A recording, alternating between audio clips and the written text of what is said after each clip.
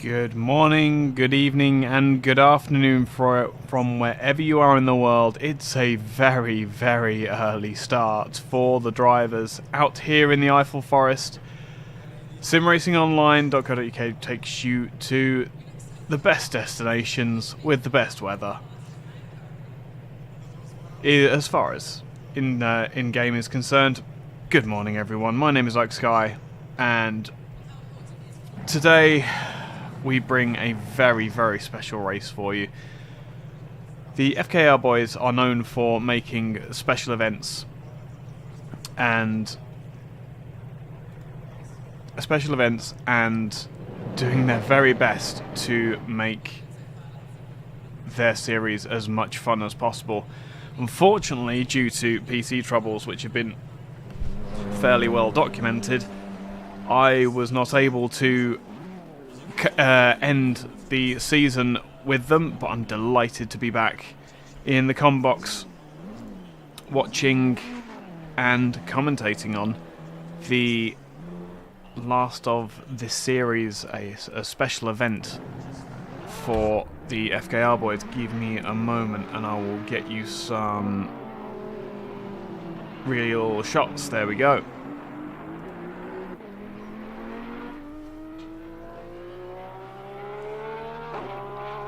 So the drivers come out onto the field for the first time. This is not football, this is racing. And there's a BMW M6 GT3 car. That is a rare sight for Didier Coelho there. We'll just use this opportunity while he's parked in the pit lane to admire the majesty that is that M6. Wonderfully turned out. And the Vulcanhorst livery, number 36. Excellent to see. And a shot up the hill of Eau Rouge and Raidillon. Just in case you weren't quite feeling the emotions yet. Drivers out on their warm-up laps. Nuno Rodriguez in a Ferrari. There is a McLaren amongst this from Alexander, who was doing blisteringly fast times in the practice session just before here. Tim Muttram in his usual 122, but this time taking a red and white Jaguar out to tackle on the Eiffel Mountains. Out onto the start-finish straight now, and I do believe that is the... Give me a second. I do believe that we are using the F1 start-finish straight as well. So this straight down here is not going to be used as far as the race is concerned. Just that we need to use the endurance pits. Well, it's an endurance race. Makes sense, right?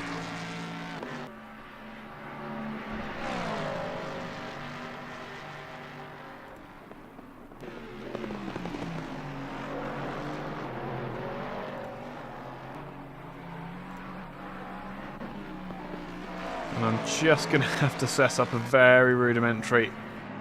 Again, part of having to rebuild my PC is rebuilding my streaming setup, which is a nightmare, believe me. All the little tips and tricks that you've taken years to work out. We've got to get it all back together again on the night. I think that should just about do it. We'll do that for the time being. There we go.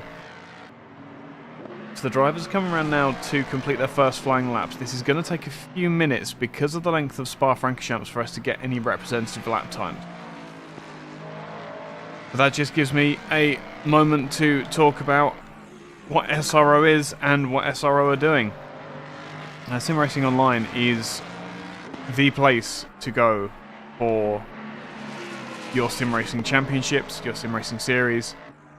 We do our very best to bring the ultimate realism and fairness to sim racing and aim to be your home and your destination for your sim racing content. We do content in R Factor 2, R Factor 1, Assetto Corsa, as Alexander's goes straight to a 2 minutes 19.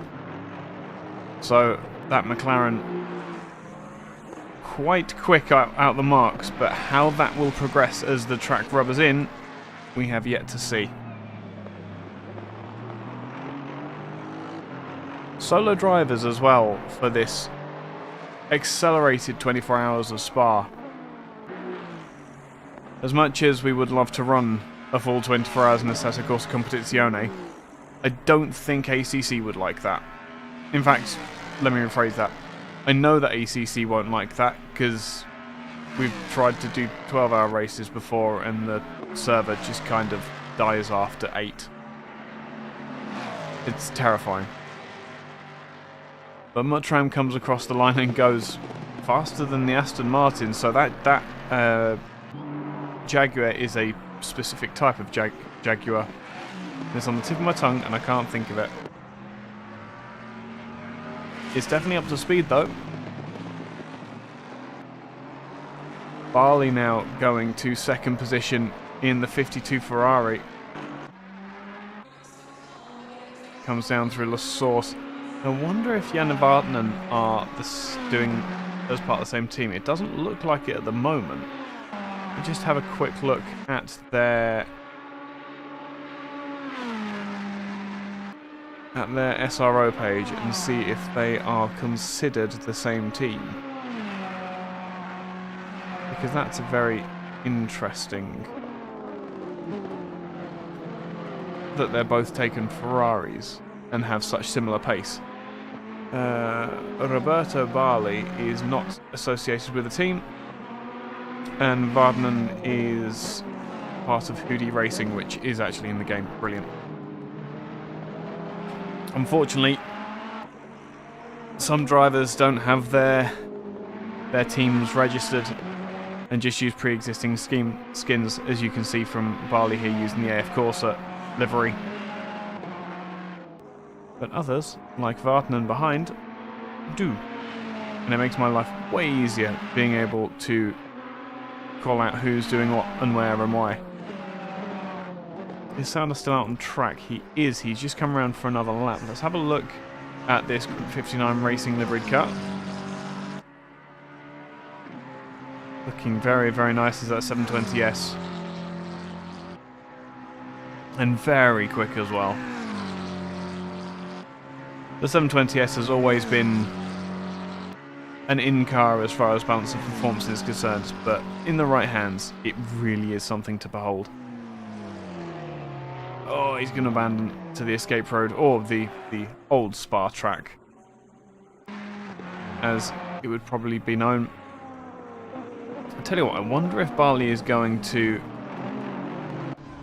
go and do another lap.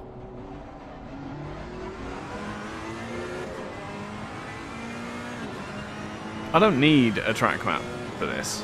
This is Spa. Flat out of the bus stop, at the 100 meter mark, you get on the brakes as hard as you can, rely on the ABS to get down to first gear for La Source, short shift up into second to keep the traction in check if you aren't using traction control, if not you just let it fly, and fall down the hill now towards Arouge and then Radion. Oh, big old twitch, big wiggle from Roberto Barley. We'll see. I think that was a Porsche.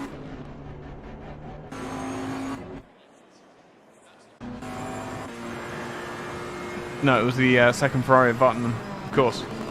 Come now up the hill along the Kemmel Straight to Lacombe, the quick left chicane. Right, left, right. Come on. It's been a while, but I can do this. And then down to Bruxelles, long off-camber right-hander, which takes forever to finish, and now through No Name's Corner, or Speaker's Corner, as it can be known, turn 11.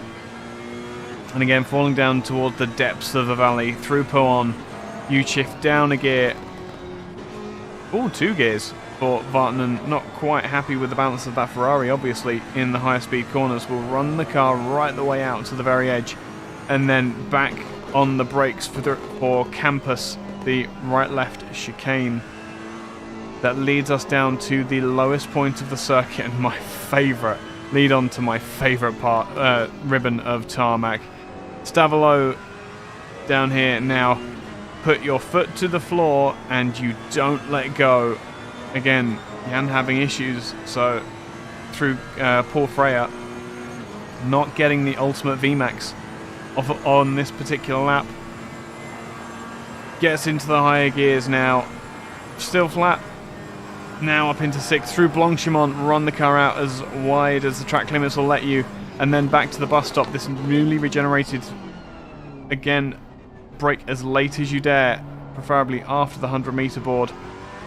Get it into the apexes. Get the car straightened up and back over the start-finish straight. And that is your lap of Spa-Francorchamps.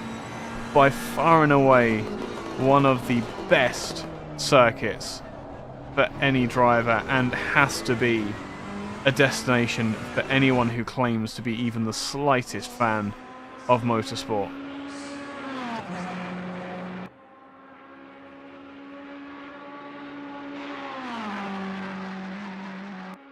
Sparks flying as Vartanen does go to the top of the timesheets. So, that's because we've lost the number 20 McLaren. 60 McLaren, sorry. Where has Sander gone? He had a disconnect? That's worrying. To be having issues so soon.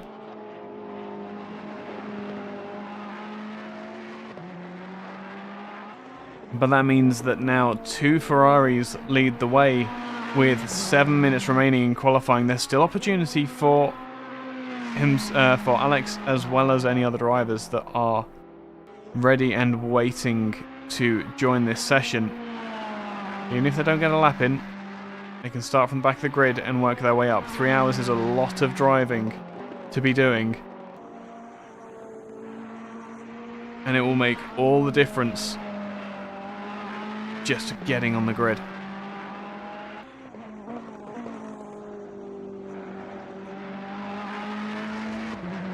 Interestingly, there are 5 drivers at the moment who haven't even set a time, chief among which is that BMW, which I am eager to see what the pace is in Didier Coelho's hands.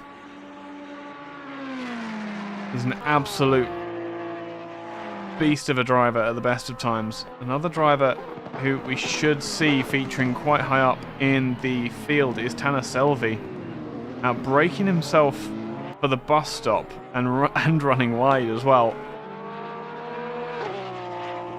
That lap will be disallowed. Oh, and he's had a spin as well. This might be worth keeping an eye on Tanner then, if he's having issues around the track.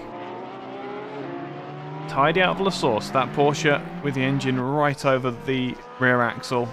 It might say on paper it's mid-rear, but believe me, it is only a technicality. That engine is as far back in the car as they can possibly shove it with the gearbox behind.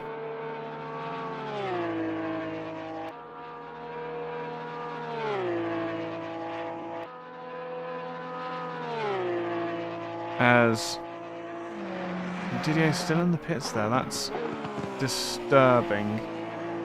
Ferrari's running together in packs, whether by design or by chance. That's going to be a formidable barrier of cars for anybody to try and pierce through. Tanner, I think, has held it together on this lap so far. Slower than he's gone so far, apparently. I find that difficult to believe, though. Unless it's at one particular point. Let's see where he's had his previous spin.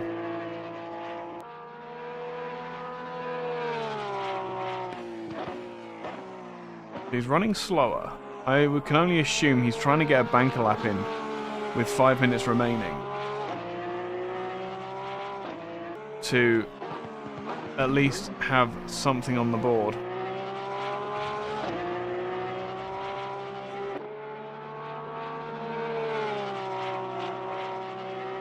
Out of Paul Freyer now, or through Paul Freyer. Very, very long right-hander there.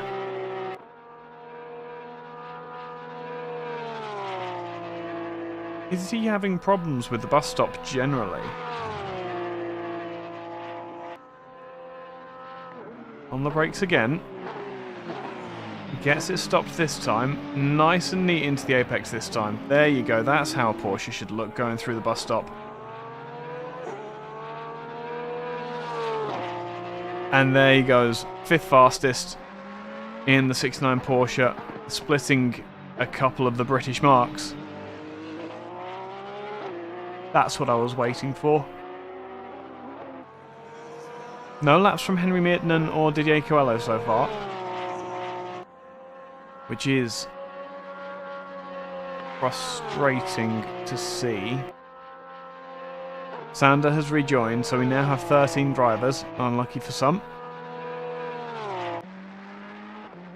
Barley has just set a lap and gone very slow. I can only assume that was an out lap.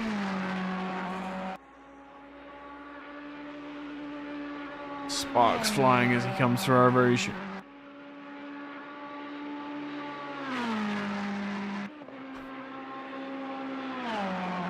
Keeps going off in the studio. That's always. I see. My phone has decided that it's going to update everything now, having left me alone for the past 3 hours. Barley is not going any quicker at the moment. Tanner Selvi, having been fairly upset with his previous laps, is now going 4/10 faster, as is Tim Muttram in that. No. Someone's going to have to help me on that. What's the password will be on the championship page. You need to go and look at the championship page on the SRO website to find the password. And of course, be registered for the championship, etc., etc.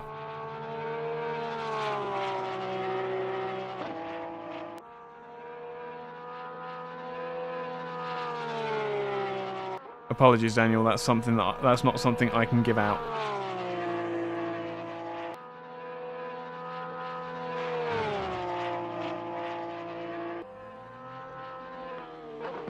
.7 of a second up now is Selvi on his previous time, and into the bus stop manages to nail the braking even better. Got that Porsche tight to the line and keeps it within the track limits as well. That will slow him down slightly, but it doesn't matter. That's 3rd position. 2nd row of the grid now, splitting the Ferraris, of all people. So what seemed to be not a very large gap has now been filled. Splitting the prancing horses with a Stuttgart horse.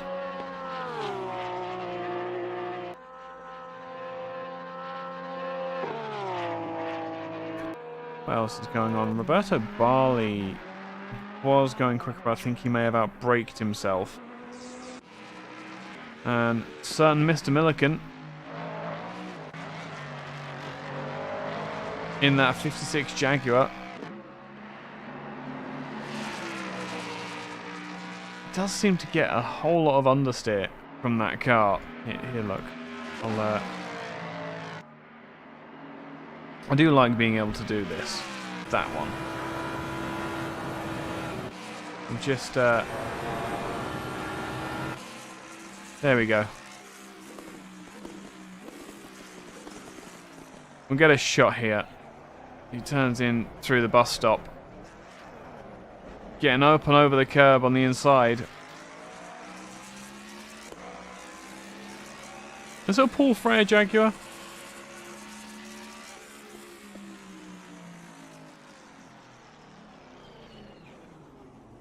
He's going to abandon it already. That's a shame. But on the outside of La Source, 56 goes and drops back to his pit box. What else is going on? Tanner Selvi's going quicker again. This could be a challenge for that 60 McLaren's lead. And what better time to do it but in the dying seconds of qualifying? This will be his last lap. So all of the pressure on Tanner Selvi now to bring the fight to that number 60 McLaren.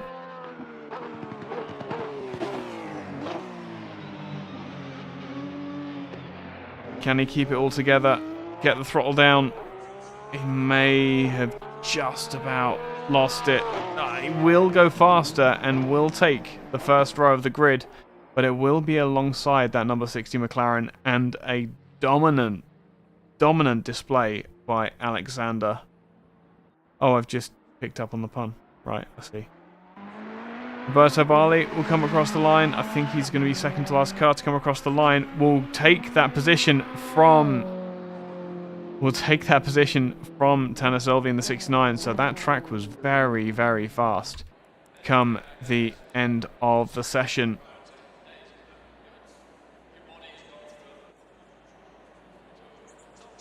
And now, one of my new favourite tricks. We can do a grid walk, because we can. As the drivers get themselves set up, that number 60 McLaren... Oh, brief. Let's go there. Number 60 McLaren will lead the way. Alongside him will be Roberto Barley in the number 52 Ferrari. The 69 Porsche will be first of the second cars on the second row of the grid. And Vartanen will be looking to work with that 52 Ferrari of Barley in the early stages of the race. 75 of Geimer is in 5th, and Tim Muttram in the first of the Jaguars in the 122 is 6th. Rui Santos will start the 77 Ferrari in 7th, all the 7s, and the 63 Ferrari of Mark Atkins will start 8th. Nuno Rodriguez will start the 27 in 9th. Larry Thomas will start the 84 Bentley in a beautiful black livery in 10th position. Rob Milliken will start for the 56 from 11th. Didier Coelho in the 36 BMW will start from 12th. Henry Mittinen in the 911 Ferrari, interesting number scheme, will start from 13th, and 14th and last will be, I assume, Daniel Nunes, who has got the password to the server and got himself in the lobby. 14 cars, 3 hours, and the warm-up lap begins just about now.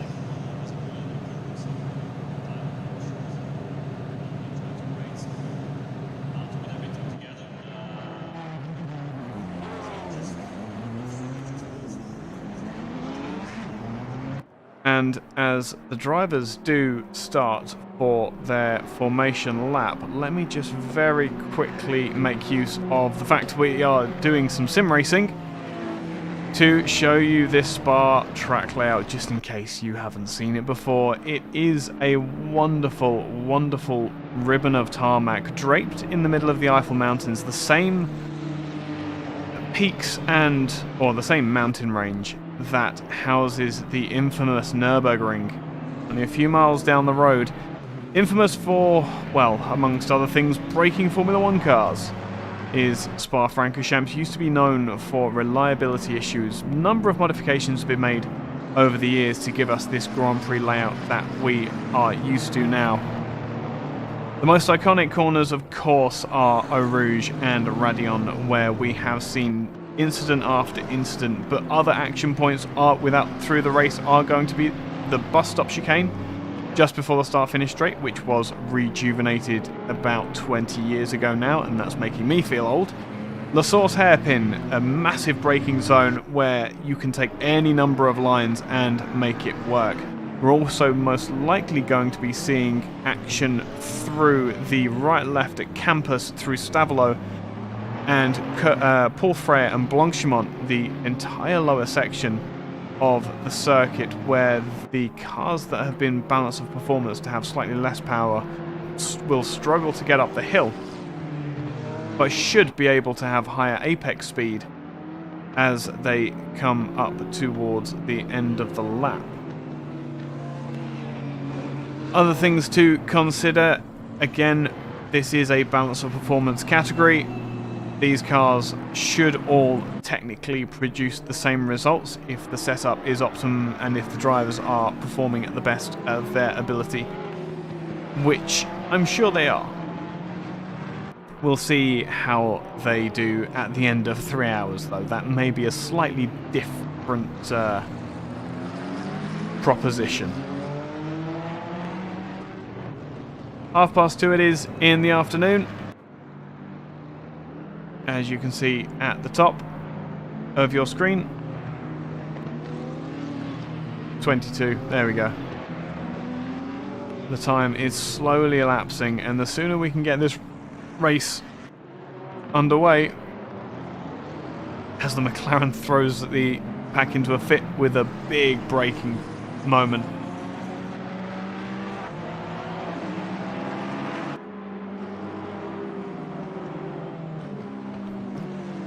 "14 cars. I don't think that the fights are going to be any less vicious and aggressive than if there was 30 in the field.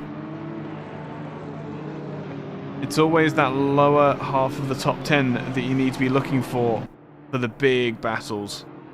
Well, in my experience anyway.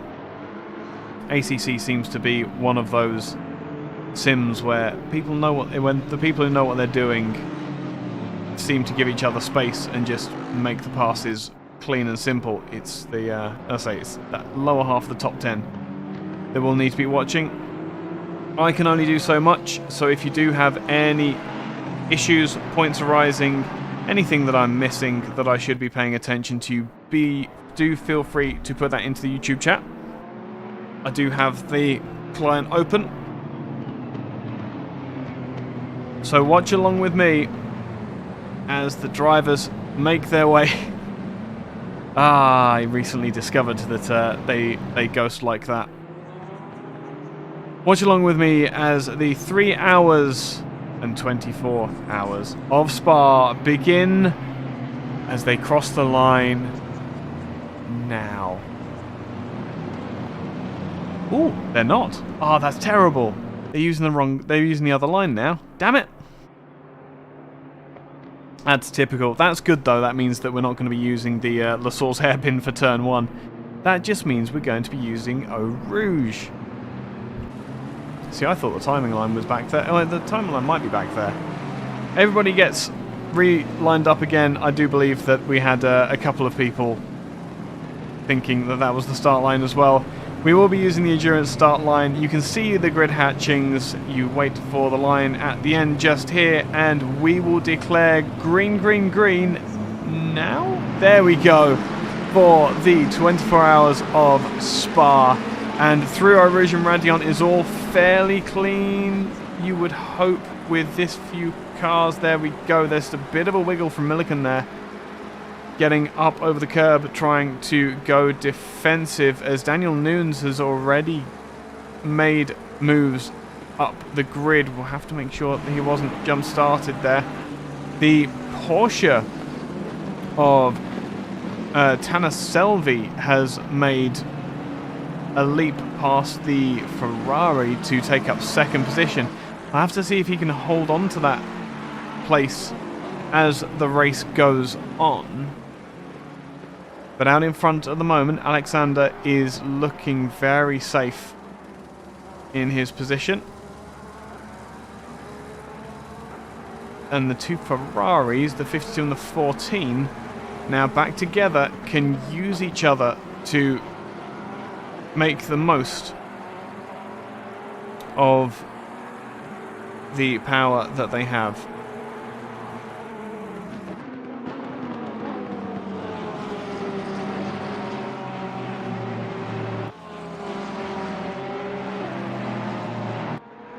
ACC in all its glory, looking absolutely excellent in the summer sun, I think it's fair to say, with a temperature with an air temperature of 26 degrees and a track temperature of 35. That Porsche is closing on the McLaren. There is draft in effect, so that will be having an effect on the Porsche's top speed, and as Selvi runs wide. Stays to the inside, but the Ferrari's still going to have a dive. Was that a missed braking zone? No, the Ferrari is just that good on the brakes. A fantastic dive by the 52 car, and further back, Atkins and I believe that's 911 Ferrari of Mittinen going at it through the bus stop as well. They stay as they were, but that was either a very late braking maneuver from the 63 or a fairly decent move by Atkins.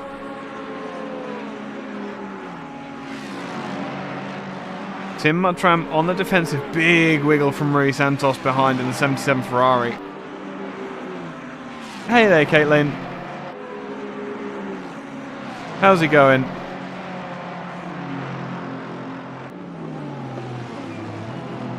Yeah, the 3 hours is going to be a massive, massive slog, and they've got to do it all on their own as well. I do think we're going to see a bit of an attrition from just drivers not being able to hack it for 3 hours, which again... Oh, Muttram's pulling off to the inside. What is going on here?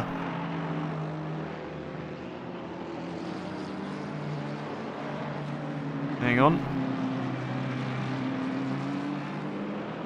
He's on tickover. This looks like a technical failure for Muttram. He's... Yeah, that's a crash. As in a hardware crash. Sorry.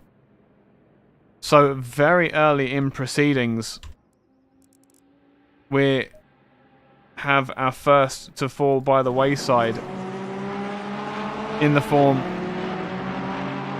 of Tim Muttram of all people. That's heartbreaking for the 122 Jag, and we're down to only one. Yeah, no, I thought that.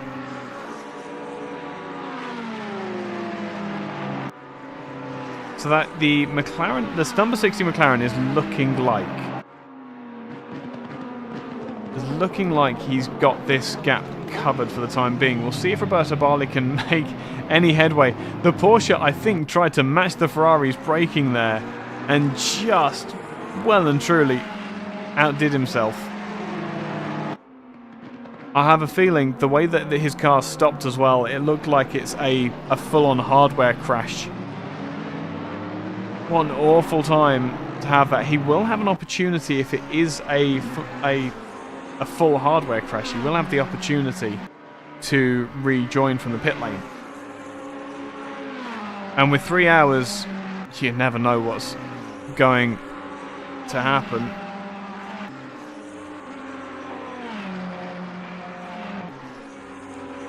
As we come round to the third lap, Geimer, it looks like, there we go. Geimer's now on the defensive from the 69. 69 managed to get all the way around the outside. I'm not sure if they quite got contact there. So it was Geimer getting up alongside the Porsche. The Aston Martin straight line speed stronger than the Porsche up on the inside. The 69 didn't even bother defending. And just the lightest of touches pushed the car wide. Now I don't know how to get back to... Oh, there we go. It just jumps back straight away. That's disconcerting. So Muttram's back in the pits. There we go. And Geimer has now made a position on the 69 as well. So the charge of Tanner Selvi that was looking to be putting a lot of pressure on the leader has now fallen away to 5th place. Let's take an opportunity for a second while I think we're about safe for some kind of action to have a look at Didier Coelho in that 12th position BMW. Not a car that we see very often here. and a car soon to be retired in favour of the BMW M4 GT3, which apparently is in development by the boffins over at the Bavarian Motorworks. That's a... yeah, I can see why. There's not a lot of top speed in that BMW, is there?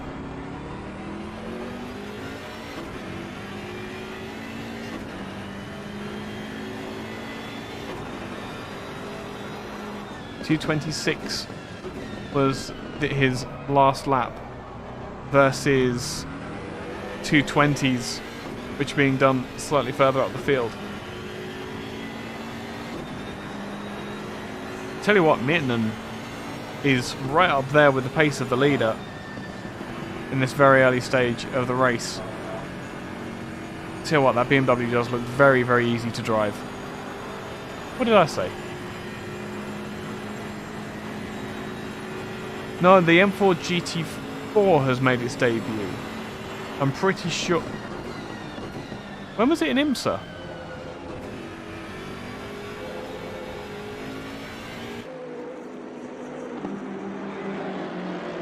Still, really good looking car, that. I know that there's a Forest Series GT4 car, which I love. I thought that was most appropriate.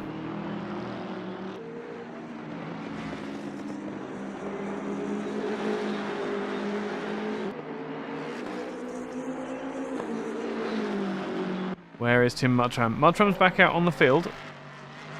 We'll come back to the source of his decline this time. Ah, that looks like a man on a stock setup.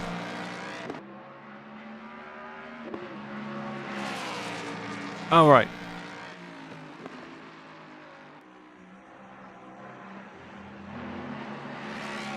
I have this terrible feeling that Muttram may have not applied his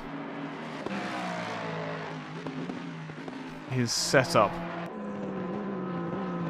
And now the charge of Tanner Selvi is going to potentially fall away again. I wonder if he's got damage on that 69 car.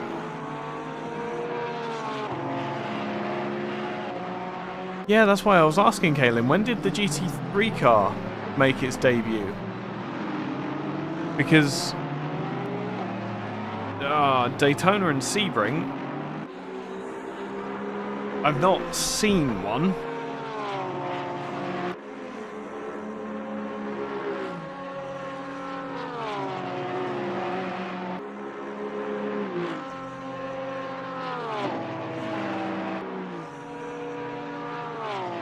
And, oh man. So I've cursed myself now. I need like a second screen so that I can show you both of these fights at the same time.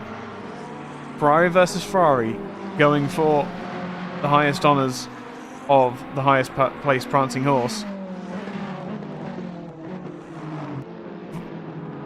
Vartanen in the 14 is... I wonder if this is going to... because this is going to be an interesting race. Look also down in 13th position. That Bentley of Larry Thomas is very secretly... No, it's cool. It's cool. I honestly, like, I watch IMSA religiously. I think, yeah, I would have noticed if they had released the GT3 series, the GT3 version of the M4. Because there would be beaver jokes everywhere. Good grief, that grill.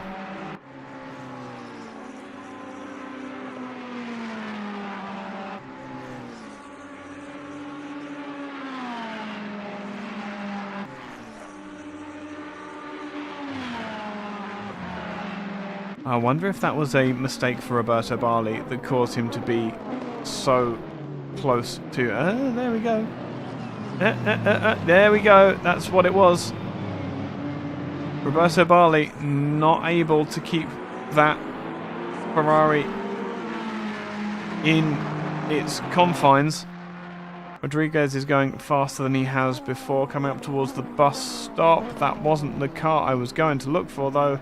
I was looking for Tanner Selvi there.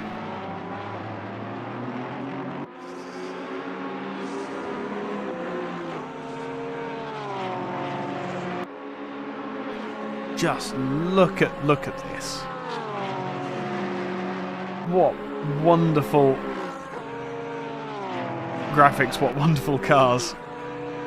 I really am looking forward. I tell you what, Caitlin. Are you one of these people who are looking forward to GTD Pro next year then? Or are you thinking it's going to be a bit of a farce? Yeah, no, that was fantastic evasion from Vartanen. It goes to show he must have his car set up a little bit safer than Barley does if he's able to react that quickly without overstepping the mark.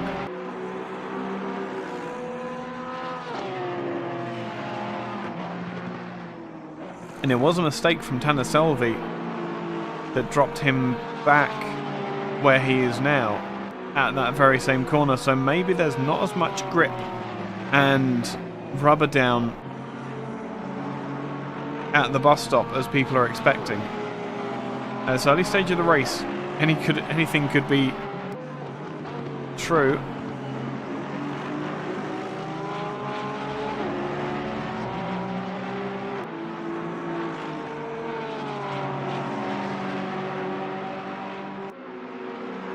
Oh yeah. Yes, the loss of GTLM or the GTEs is regrettable, but at the same time, I don't think the American market is ripe for GTE cars at the moment. They need the customer programs like what we're seeing here, with people buying cars outright and then using that for their development. It's a fairly unique market, is the American market, as the 911 gets a brilliant drive off of the source.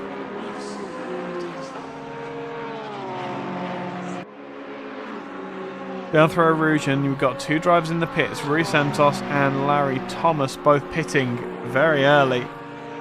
I wonder if that's a disconnection. The Ferrari goes to the outside. The Porsche is always going to be at a disadvantage on the straights, but that is very, very early for the Ferrari to make a dive to the outside, and the pass is already made. Good grief.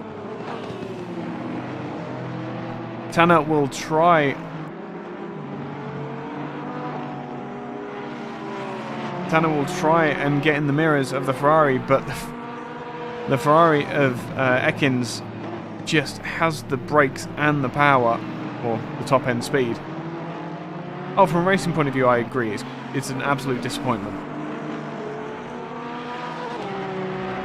I think I'm more interested in what happens with the prototypes over the next couple of years. With LMDH becoming the fastest class, what are they going to do with P2? Are they going to forget? Oh, Tanner has just outbraked himself again, trying to make up positions. Trying to get back up to the back of that Ferrari. Outbraked himself. And is going to lose even more time. I wonder what's going on behind the wheel of that Porsche.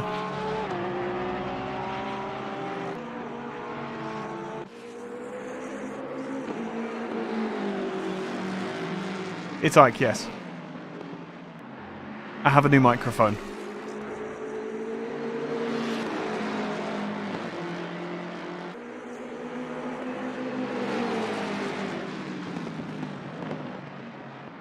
I have a new microphone, and it actually has a windsock on it now, so I can't quite blow into the microphone like I used to be able to. Oh, the fights we could have been seeing. This is Tim Muttram trying to get back up the field. Didier Coelho's not comfortable with that BMW. I wonder how much practice there has been. No, it's cool. As I say, this is my first race back commentating for SROs since my power supply, or my PC as a whole, died. My power supply died and took out 2 of my hard drives with it.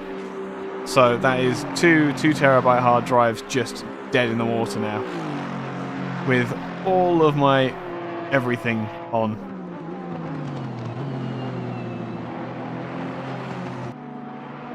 Go Rodriguez, says Carrero in the chat. He's doing okay at the moment.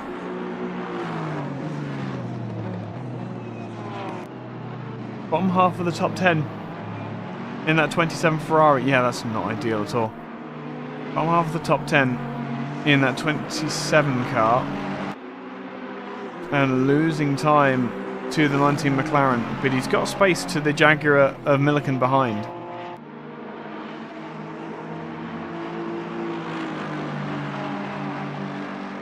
So he's got himself some clear air to run his race. A lot of clear air, actually. It's pretty good.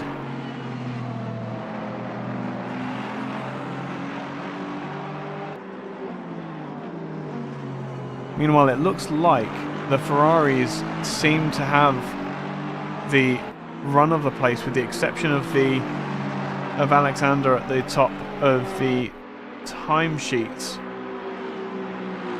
These 3 Ferraris of Vatanen, Barley and Mirtanen really are leading the charge for the rest of the grid. Will the 75 go defensive this time? No. Mirtanen will try and get up the inside. This is going to be a brave move. Space is given. Very good observation from Geimer there to not turn in on the Ferrari. That was perhaps a little bit brave for so early in the race, but I'm sure that Mirtanen is wanting to get past the 52 as well to get up into that podium position.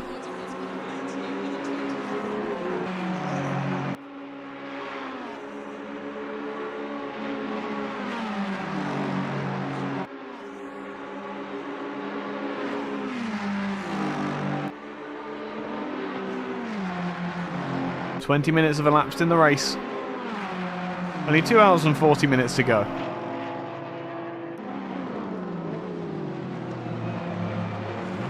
And I tell you what, that 911 Ferrari, it sounds weird saying 911 and Ferrari in the same sentence. I'm sorry, I'm going to keep on needing to check myself for that. Is looking like it is very happy with its balance at the moment. Henry Mirtanen is able to just put the car in places where even Barley in front just can't hope to at the moment.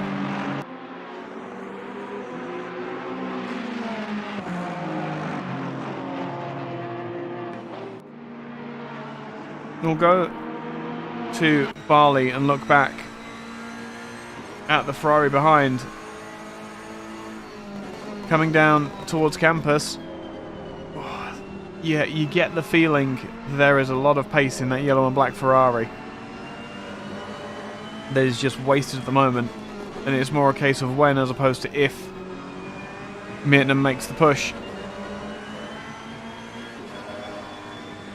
Barley's got the throttle down.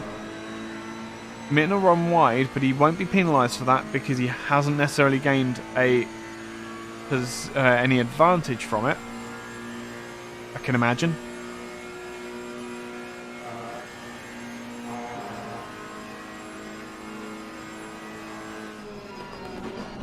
As up the inside, is this the pass? 911 gets on the brakes as the McLaren, Alexander, wow, really? There we go. Alexander has spun through the bus stop. How on earth has that happened? Is that an unforced error? Maybe up in the draft, doesn't even touch the curb, outbrakes himself, tries to get turned in, and the car is just so loose. Double donut for good luck, and back on the throttle. Only one position lost, but those tyres are going to be a little bit shot, and now he's under pressure. from Mirtinen. Very much under pressure as they come up the Kemmel straight. There is a lot of speed on that Ferrari, and it has the brakes as well. Side by side, they go into Lecombe. The McLaren is forced wide. I don't think Alex is used to being pressured like this, and will have to give best to the 911 Ferrari. And that was an excellent pass. There has been some brilliant driving. There has been some brilliant driving in the early stages of this race from Mirtinen, and well, he's got a new fan in me so far. Absolute knowledge of where he can put his car, and no risks taken so far, just reliably positioning his car in a place where the other drivers just can't turn in. Geimer, it looks like as well, has got his head around the 75 Aston Martin, whether that is through outright pace or whether that is... Oh man, Selby's gone wide again in the background and will lose time again. I wonder how much Tanner is relying on the downforce, and when he gets up behind a car, he just can't keep the front end of that Porsche in check.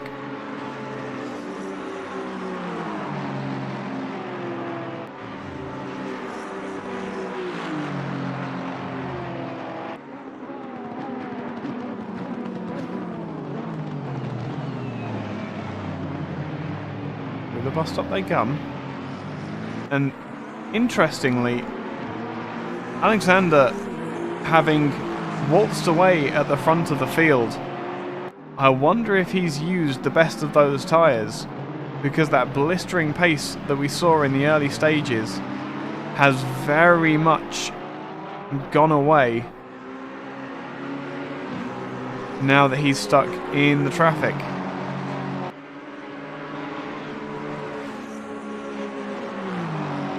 Interesting point of order, actually. Is he going to be trying to cop the draft of the Ferrari in front, or is he going to try and pull out, depending on whether his radiators are more open or closed?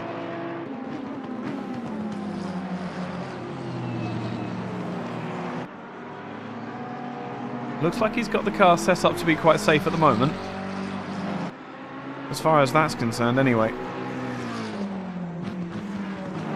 As far as the suspension is concerned, that's a very different matter. Oh, big wiggle under throttle as well.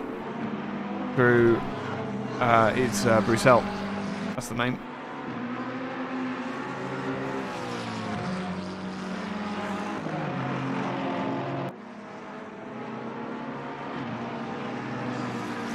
Let's do the same trick again, because we can.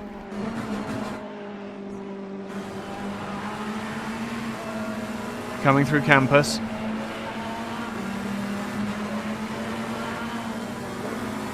It is possible, but no, it's absolutely fine. I've got, I'm doing an 8-hour race tomorrow as well, so my voice by tomorrow afternoon is going to be absolutely shot.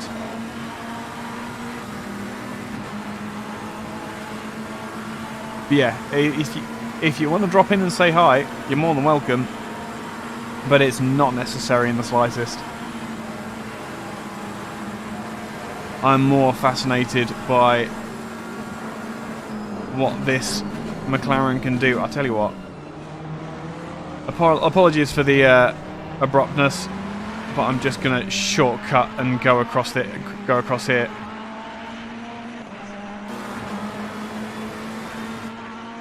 There we go. Up the inside of La Source. There we go. Well, you say I shouldn't, but I've done 3 now, so I'm pretty sure I can. Although I've not done one with a 3-hour race the day before, so this is going to be a slightly new experience. Besides, it's talking about cars and racing. How can you not talk for 8 hours about it?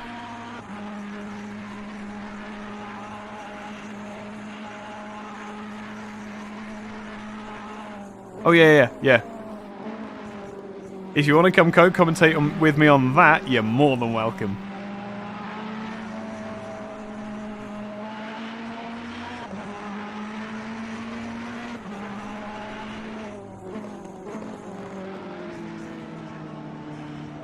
do love this view. I really do. You can see the suspension working. If I can just... I wish I knew which button it was to get it to go up and down.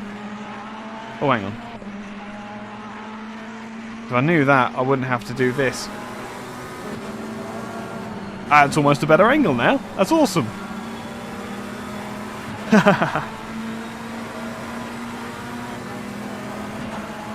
Look at that. This is motor racing. Doesn't matter if it's simulated or real. Watch as he comes out onto the curbs. Suspension travel looks awesome there.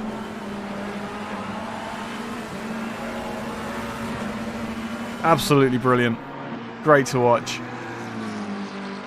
Oh no, it's ACC. It's 8 hours of ACC in a full, like, 2-3 driver swaps, all sorts of stuff.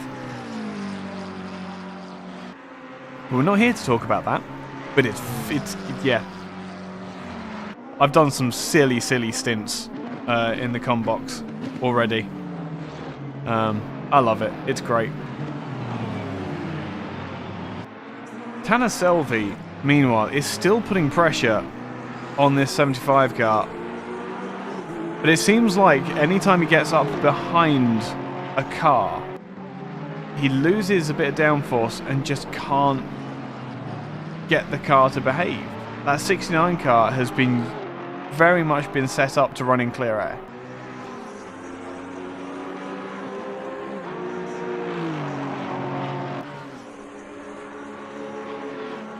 Coming through a Rouge and Radion again. 75 is just not bothering to take Radion properly. Running across those lines on the inside.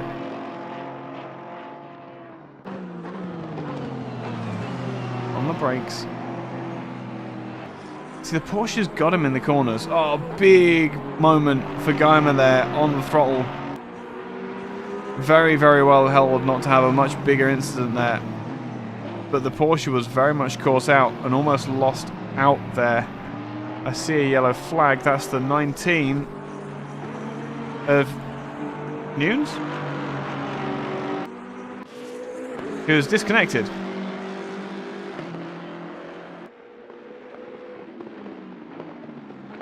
So we've had another casualty. Emil Frey, that's the one. I should have just gone here. Emil Frey Jaguar. So we are sans a number 19 car, and this is going to work well for Tim Muttram with his technical difficulties that he had before.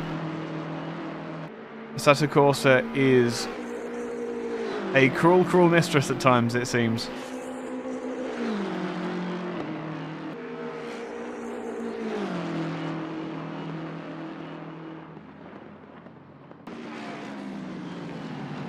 How is our battle over 5th and 6th going? It's still cooking. That gas mark 4 at the moment.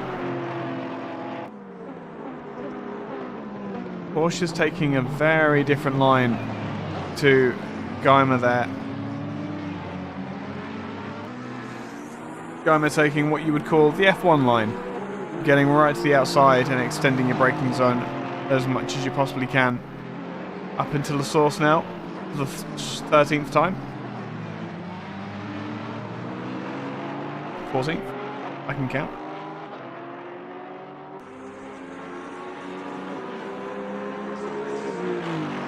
And now with a tailwind, that's going to be what's causing the issue. There's a tailwind coming down the hill towards our Rouge and Radion. And that is not what you want in a downforce car. And a crosswind coming up towards Lacombe. Oh man. Yeah, this weather is all sorts of things that you don't want.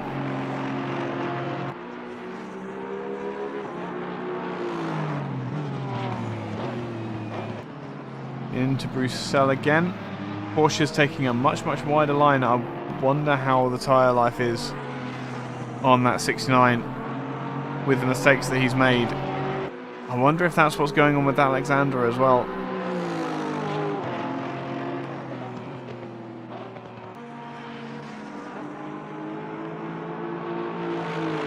We're only halfway through the stint though. They must be keeping hold of their tyres a little bit better than this. I don't think it's going to be very good for them otherwise.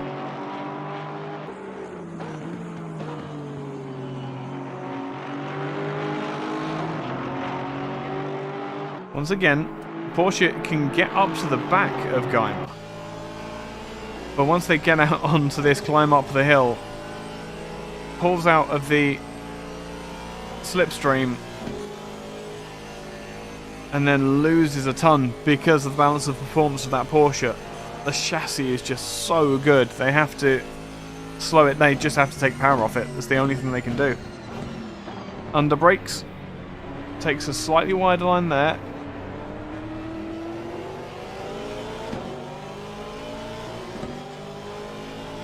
And back across the start-finish line. 6.9 looks on the inside. It's way too far back to do anything at the moment.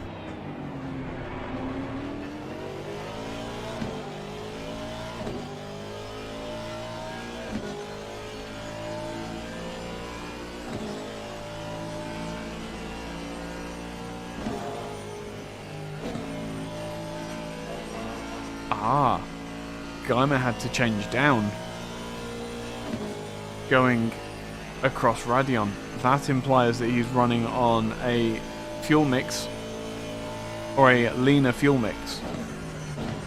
Perhaps trying to fuel save? Question mark. That would explain why the Porsche is able to live with the Aston Martin in a straight line. And if Tanner doesn't have the pace to be able to live with the Aston, he's not had to go defensive yet. I kind of see what Simon's looking at here. He's not going out and out trying to win the race on pace. Meanwhile,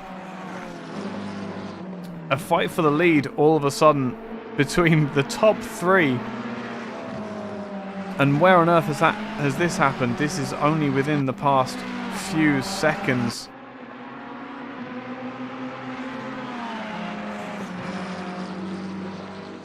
No?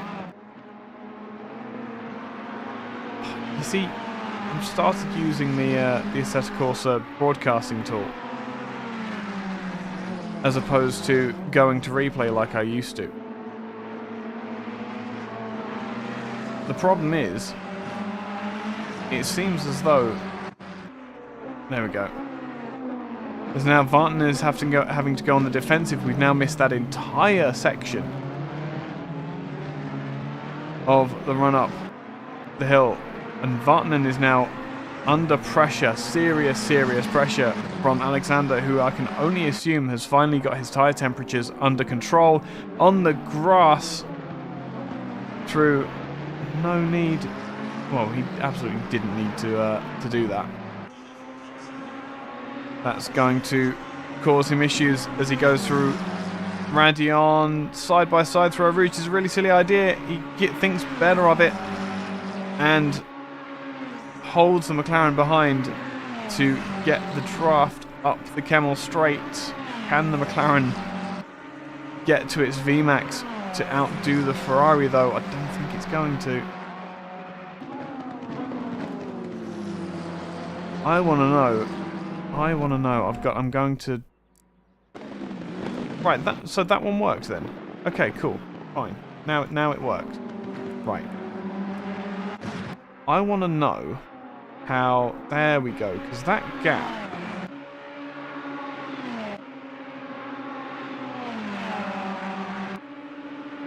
There we go, this is what I was looking for. Across the split time, they were 0.1 seconds apart, and the McLaren behind was at 2 seconds behind.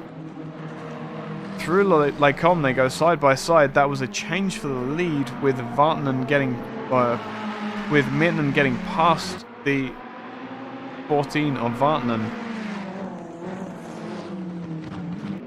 And a pass that has been a long time in the making finally coming to fruition, and that 911 going to the top of the leaderboard. And now the 14 is under pressure from the number 60 McLaren. There's a lot of speed underneath the rear wing for that McLaren. Oh, big four-wheel drift for the 14.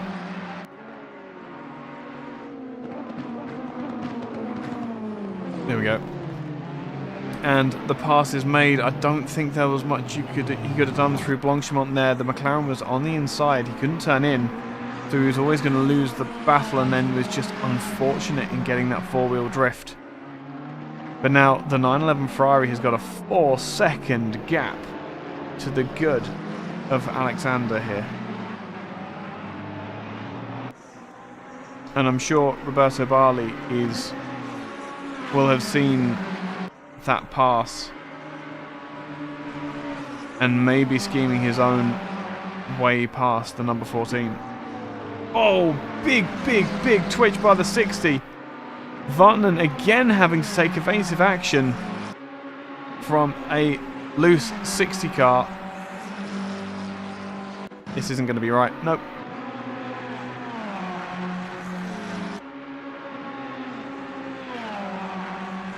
Ah, it's so dumb. Come on.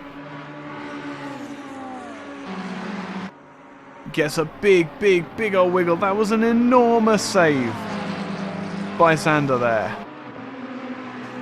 Like, take nothing away from how big a moment that was. And for the 60 to bring that back. Oh my goodness.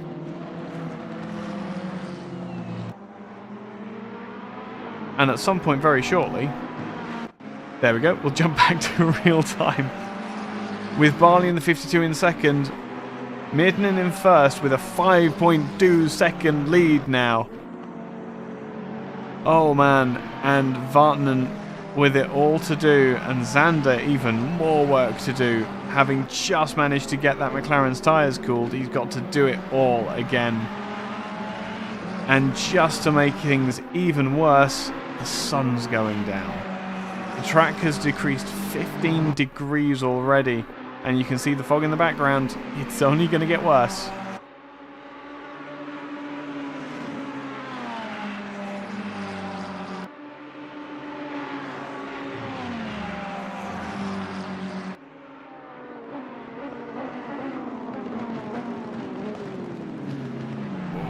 Just about got the car turned in there. I could feel the tension on Jan's face there, all the way from the comm box. Good grief! I was hoping that the car was going to stick. Nice and tight. I've actually got in RFAX 2 on the Spa track. I've actually got a corner cut penalty for going too tight through La Source. Which is ridiculous because I thought that too tight on the source was the wall, but apparently not. The McLaren was noticeably more conservative through Radeon that time. Not so much with the straight though. I think that McLaren may be running very low downforce. The closing speed in a straight line is just ridiculous.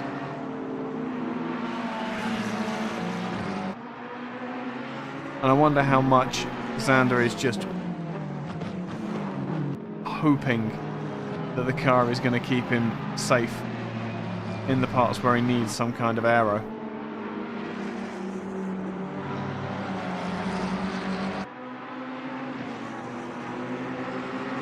I do feel for Alex though. It feels like he's having one of my races. Oh, what was that? The 52 of Barley going very wide through Pouon. That's going to drop him close again. Yep. 6 consecutive drive-throughs. That's terrifying.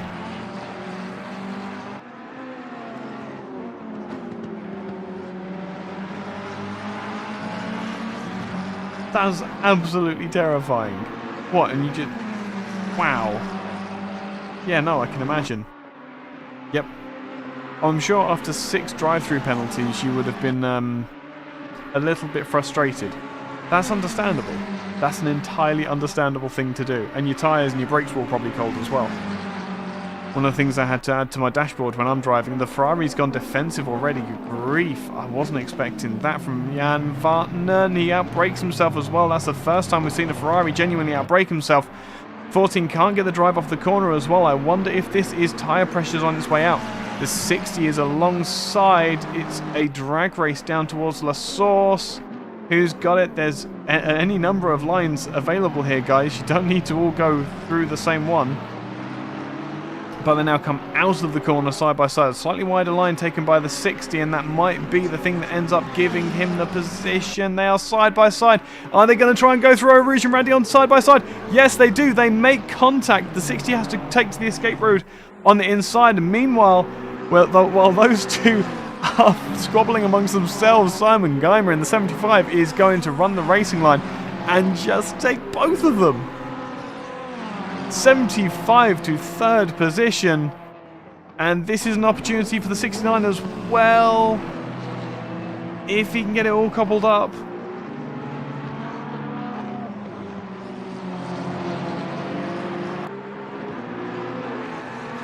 I think the drivers may have just about kept themselves safe.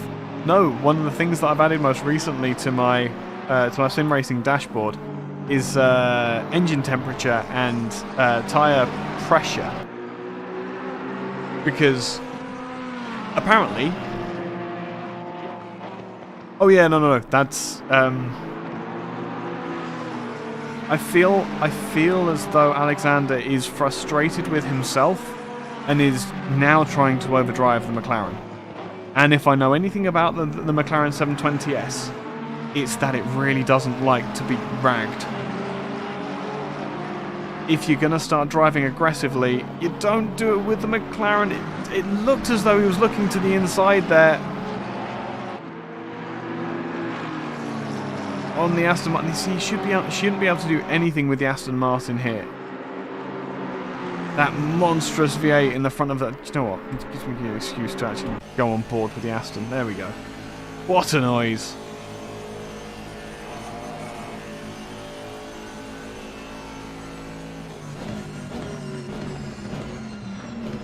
On the brakes. Geimer's got it nailed.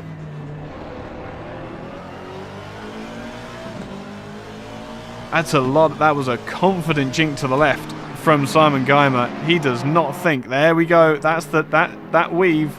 That weave is the signal that the tyre pressures are going down, and that McLaren is not happy with it. For other examples of those weaves, please see IMSA and Super GT in Asia, and basically anywhere where you're not allowed tyre warmers, including Formula 1, when they're coming out from a safety car. No safety cars here though, just local yellows where applicable. But hopefully we're not going to be seeing any of those around here anytime soon. Nunes is in the pits from last position, and Muttram has made up a place just by sticking with it. Spirit of endurance. That's what we like to see.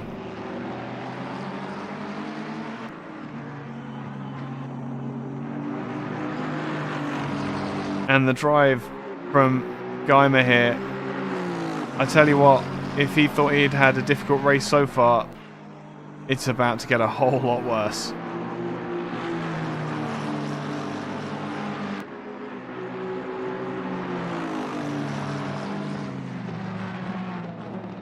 I'm going to take this ever so slight lull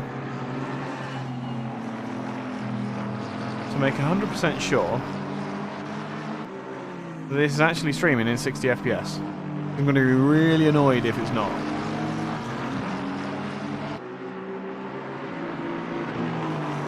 Up through Wolfreya?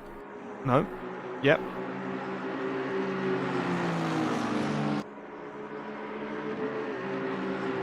Yeah, it is 60. Cool. As stated. Would have been really annoyed if it wasn't. Want you all to see the glory as much as I am. Into the bus stop. Now, we won't be expecting, I think, if I remember correctly, the first cars that are going to be pitting on fuel are going to be the Ferrari and the McLaren. The Aston's got a little bit more. The BMW's got a little bit more. And the Bentley is just, well, the Bentley might actually be able to do this on one stop if they're very, very clever about it.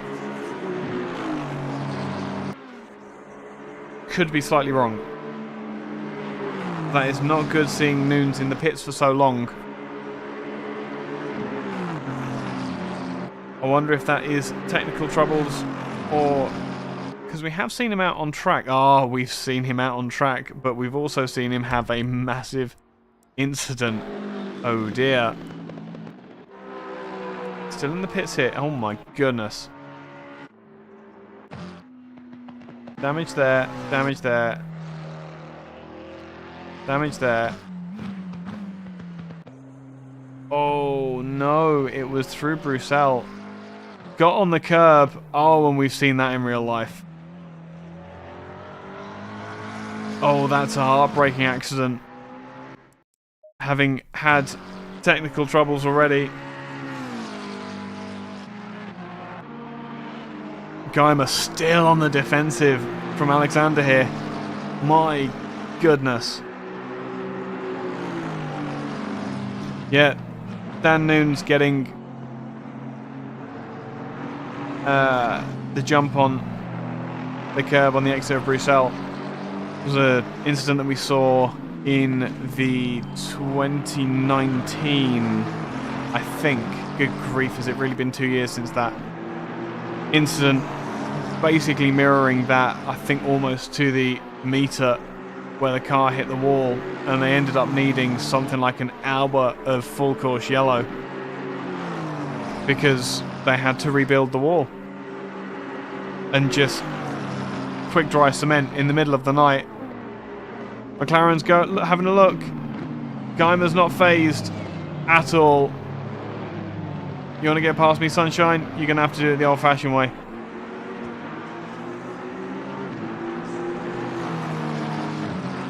He's still not going defensive. The 60's looking up the inside, but he can't do anything on the brakes into La Source. Oh, this is just wonderful driving from Geimer here. He has no right to be in front of that McLaren. But he's doing it. This is awesome this is an awesome show from the 75.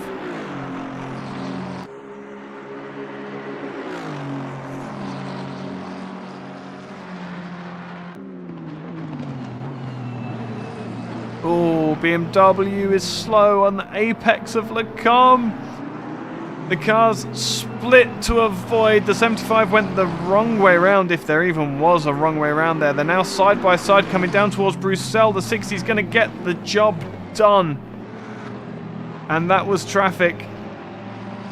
That was very much traffic. Let's see if we can get that again. The BMW, I think, has had a spin. Or a half spin anyway. Yep. Geimer tries to go around the outside, but couldn't get the power down. Absolutely astonishing. And then utmost bravery from the 60 in these cooling conditions. Another 2 degrees gone out of the track.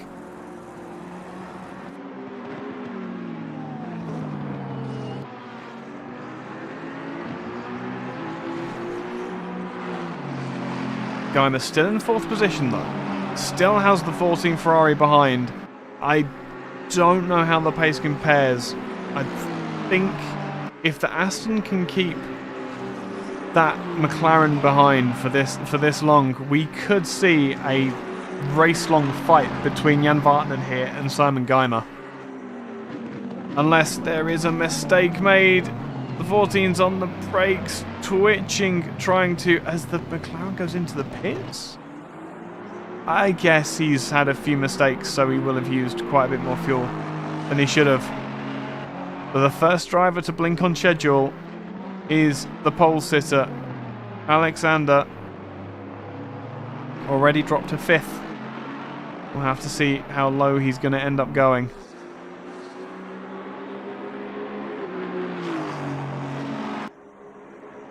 The question is now,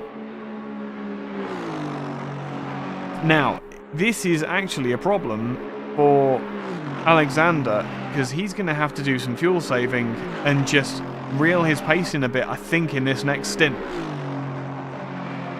Because if he's going to have to do 3 stops, which he is if he can only do 50 minutes to a stint, he's going to have to 3 stop.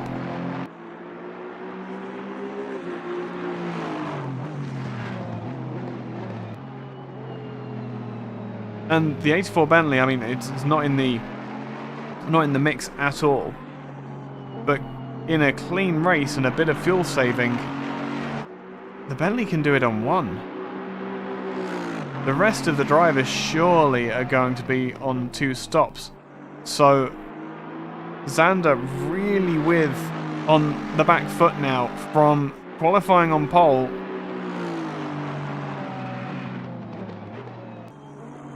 Dropping back, he may not even be on the podium at this rate.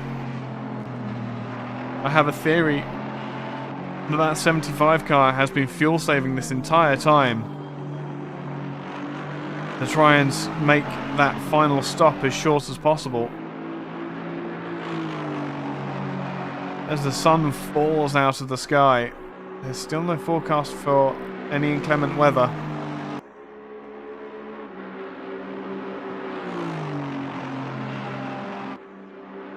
And we do also have only 5 minutes remaining until we are a third of the way through the race.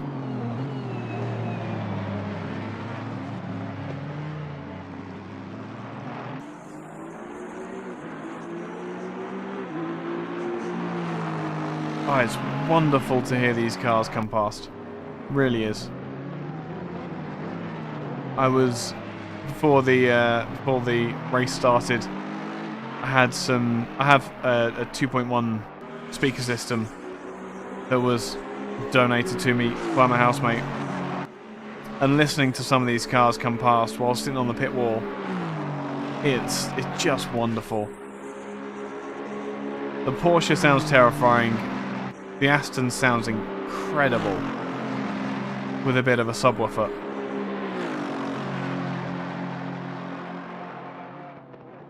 Quarter past 10 in the evening in game time, and now the lights are really starting to show.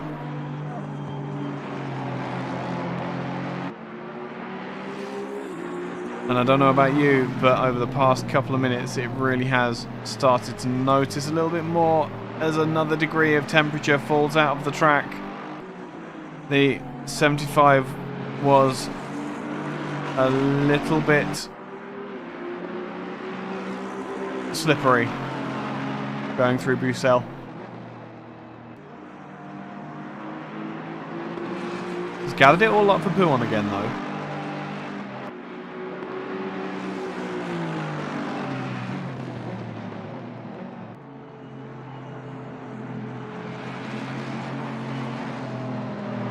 And the 56 of Milliken is about to go a lap down in the middle of a very, very tight battle over 3rd and 4th. Ferrari is going to get balked, not through anything of Rob's wrongdoing.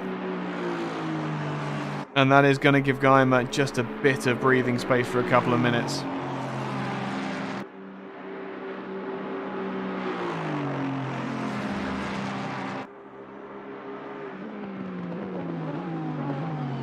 I do mean a bit of breathing space, because the Ferrari's right back on him.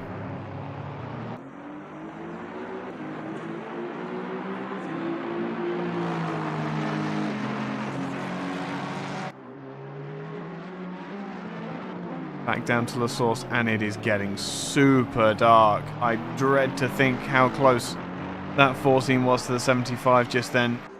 He could have picked out individual bits of dirt from the bumper.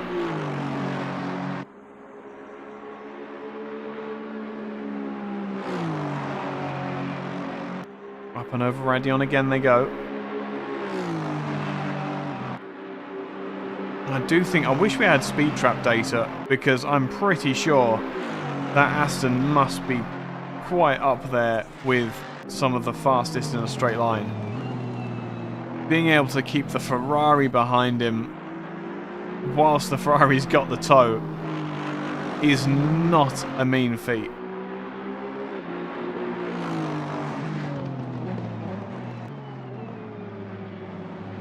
Ah, he runs wide at Bruxelles.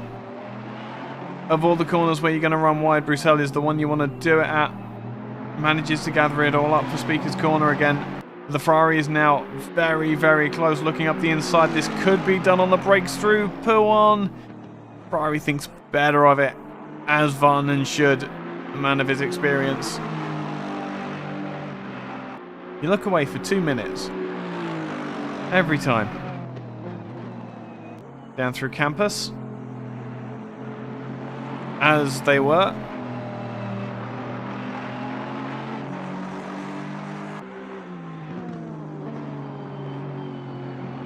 I'll tell you what, I don't think we're going to see an attack from the Ferrari up through here. Oh, maybe. Oh man, that rear view camera is well and truly broke. No, there's enough space now. Let's just enjoy a couple of corners with Simon Geimer.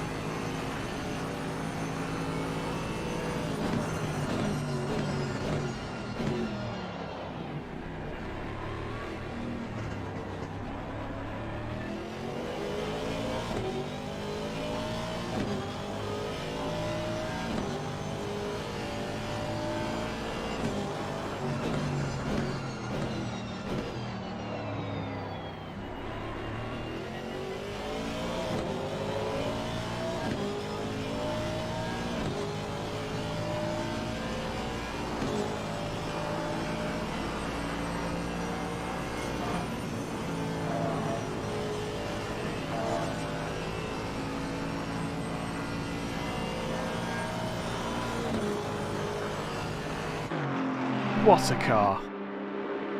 What a fantastic sounding car. And of course, in these dark nights where it can get quite cold, when you're endurance racing, there's nothing more soothing than having a V8 just in front of your legs, keeping your feet warm.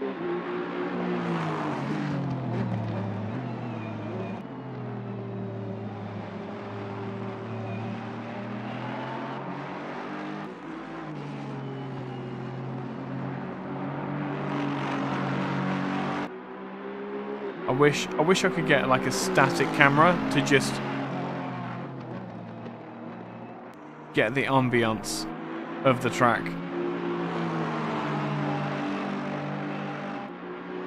My goodness, it looks good. Yep. Oh, I dread to think. I'm pretty sure it's making me tired as well. That's the problem.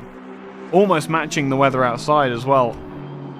With an hour gone, we are a third of the way through the race, and it completely slipped me by. Henry Mertinen leads the race by a rather impressive 17 seconds from Roberto Barley in the second Ferrari. Third position possibly about to change between Simon Geimer and Jan Vartinen. Fifth is Mark Atkins. Nuno Rodriguez is 6th, 7th is Tanner Selvi. Sorry, I have the capability to look, so I will. Alexander is 7th, as into the pits comes the 75 of Geimer. And now he's past that hour mark. I wonder if that's what he was looking for. So a two-stop race, it looks like, for the 75. So, Xander in 7th. 8th is Rui Santos. Rob Milliken is circulating 9th. Didier Coelho in 10th. Tim Muttram is 11th. Larry Thomas having an absolute nightmare in the Continental GT in 12th. And Dan Nunes, who we have seen as well, having some issues in the McLaren number 19.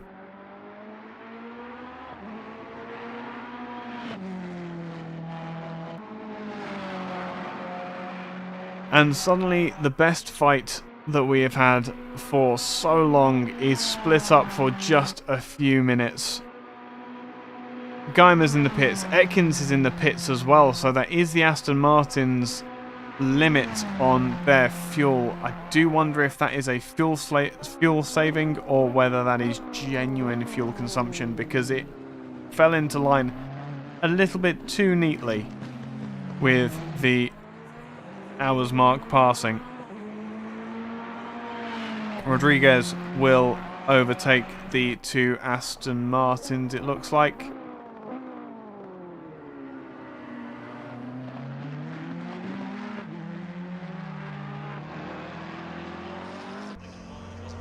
As I say, I really, really do wish that I could... actually, I'll tell you what, I wonder if I can...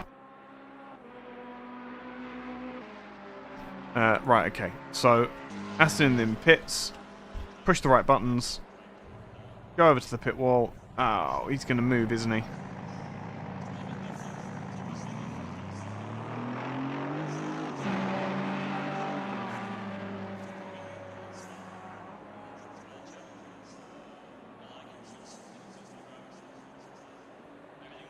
There's your atmosphere. Oh. Ah, he's down off the... Ah, he's moving. Damn it. As I said, there's no... as far as I know, there's no way of getting a static image at all. That's a Bentley running slow on the... And there is only one Bentley. Larry Thomas, the Australian, it looks like.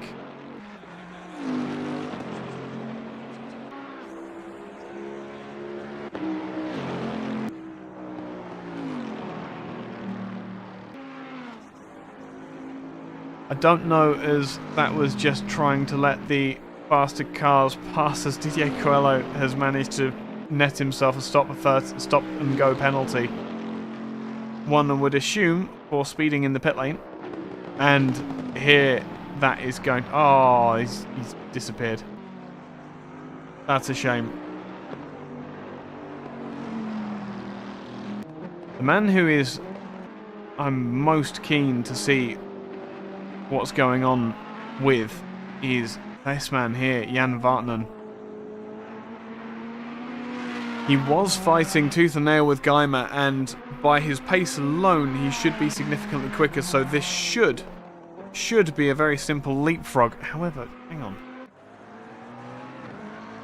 That 60 car was under pressure, it looked like, from the 27, but the 27 dropped into the pits. So, now the 60 is in some clear air. But the pace of Xander has just fallen away as the temperature has fallen from the track. I have a feeling that's a Kiwi flag. Hey man, it's on the opposite side of the world. I'm allowed to get it wrong, he says with an awful cringe in his face. No, of course that's a Kiwi flag.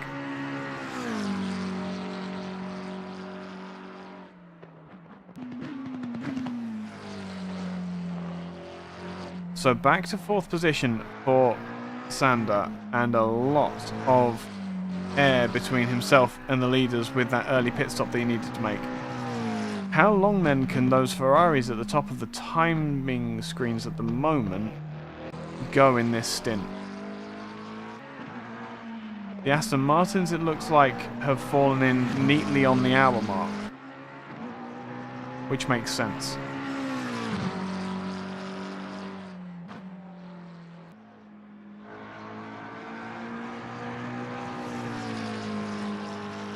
But unfortunately now we have lost all our battles. Ah, Ferrari 27 into the pits. We've still not had a Rob Milliken.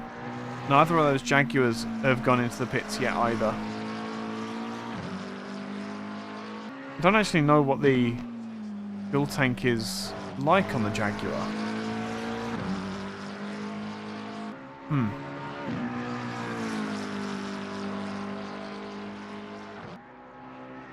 But now in free air, I was wondering what Jan would do. He's currently a 10th up on his overall best, and he's currently running roughly a second and a half. Yeah, a second and a half quicker than the 52 of Roberto Barley. Mirtanen seems to be in his own little class at the moment. As Barley comes across the line in a few moments.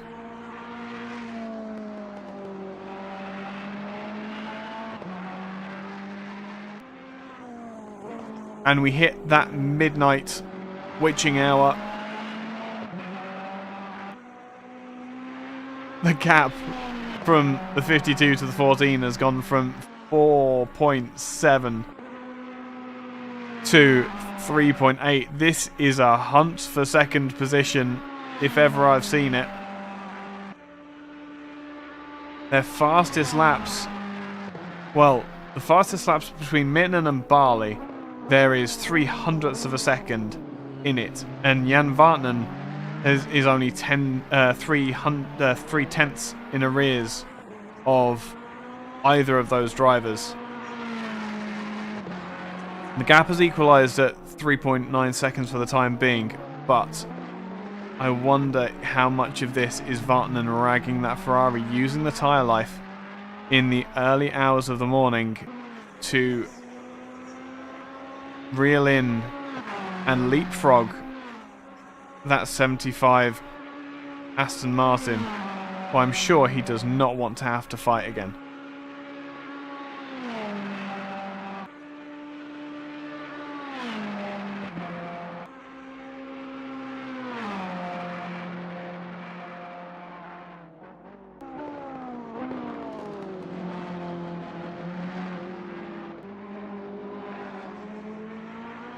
The Jaguars finally pit as the 56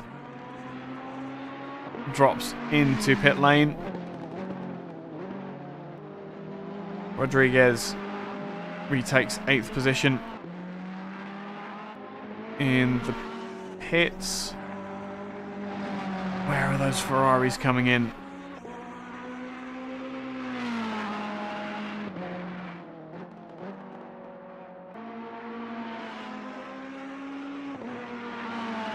I keep on wanting to clean my screen because of the glare off of these headlights. I have to keep reminding myself it's supposed to look like that. There's a yellow flag out just briefly. I wonder what's caused that.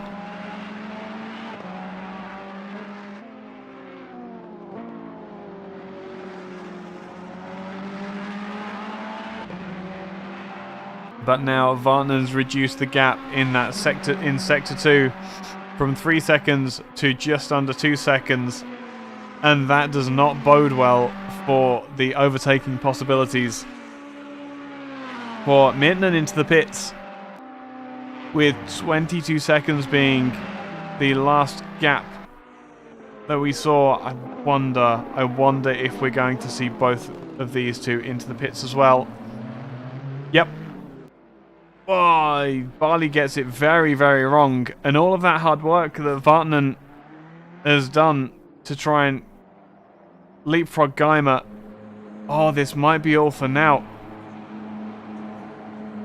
Geimer is... Where is he? Oh, he's only in the first half of the circuit. But it's such a long pit lane. Again, just gives me an excuse to ride on board with him. I'll give you that view this time so that you can appreciate the reflections of the steel bars that form part of the roll cage. It's not a roll cage, it's a safety cell. On fresh tyres, Geimer is looking a little bit more confident. I do think that he's running a slightly leaner map. And we aren't seeing the ultimate pace of this Aston Martin.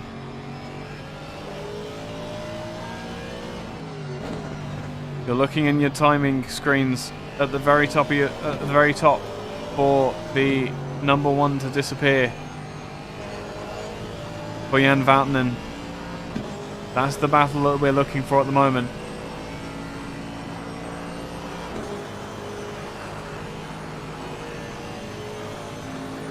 That's Miertenen. There's 20 seconds, or there was 20 seconds to go. This is going to be super tight. Coming through the bus stop. Miertenen is out. See, I said what I said. Oh, they're right by the pit exit as well. This is going to be so close. Barley is down. Vatanen is down. If they can get off the jacks nice and quick, this could be the position changed in the pits. Geimer can see that is the Ferrari that he's chasing. He's at full speed. He's going to go around the outside and he's going to get up into a net second place at the moment. He gets past the 52 of Barley. An outstanding set of laps from the 75 Aston Martin driver to get him to a net second position. I don't think Sander is going to be a major concern in this battle. But Simon Geimer, with the undercut of the century, not only defending his position against the interest of Vatanen there, but managing to overtake Barley as well. And Rui Santos has come from absolutely nowhere. Where on earth did he drop into the pits?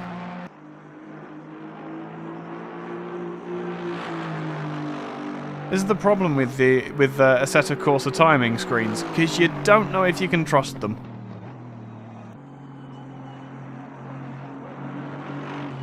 It's Barley from Vatanen hunting down the 75 car that we're seeing here.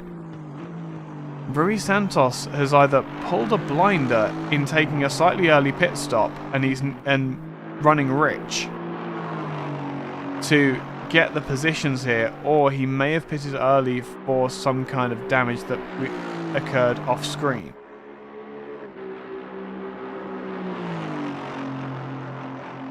We could well have a battle for the lead in the next few laps, depending on whether Sander has got his tyre pressure sorted, but at the moment this is the battle that we're most interested in, and Barley is dropping away from Geimer.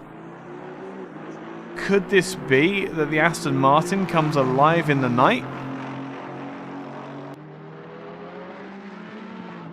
It very well could be. That's a 4.4 second gap for Roberto to Simon in the 75. And Vatanen is pitting? Vatanen's in the pits again.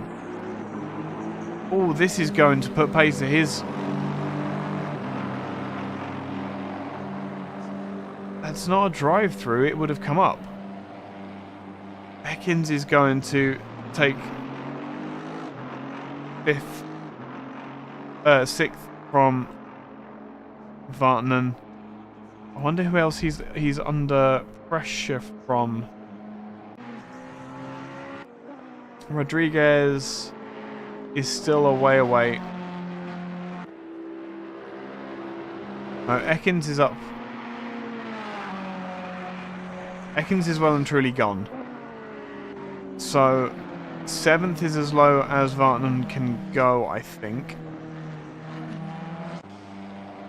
Is he pitting or is he... This is really peculiar. That is, he's heading over to his pit box, it looks like.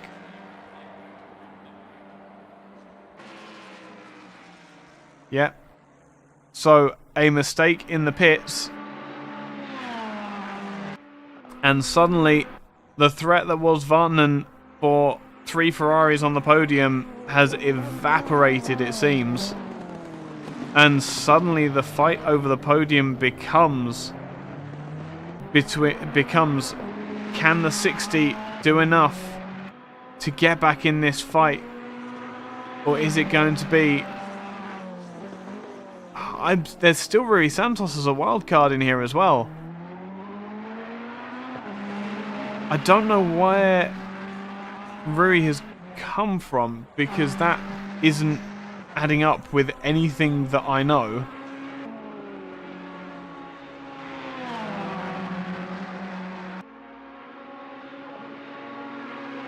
And that's Vartanen out of the pits now.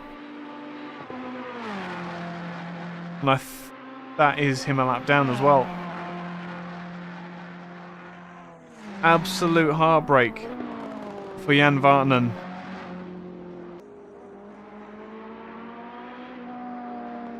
After an exhilarating charge towards the podium, dropping to 7th position. He's got an hour and 42 minutes to make hay. And Tim Muttram finally pits in the 1-2-2. That is a long run for the 1-2-2. And not far off being able to one-stop. I had to, yeah. Tim quit. Not quit. He had technical troubles through Bruxelles. That's why he was able to go so long. So he's not going to be able to do that on one stop. But it does mean, because he's been able to extend this stint, his final pit stop should be shorter.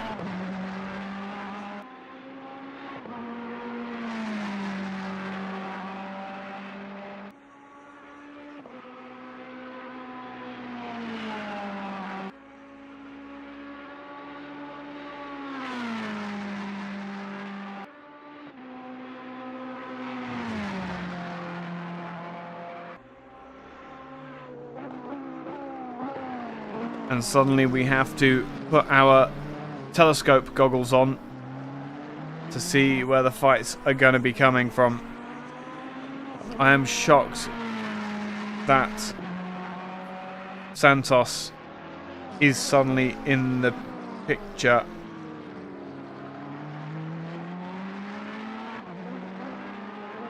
But his times are definitely up there. Like, it's not as though he's out of place up there with his lap times. He's just come from nowhere and put in some ridiculous times, and he is continuing to put in consistently brilliant times. He was half a second faster than Zander on that previous lap. So Rui Santos is another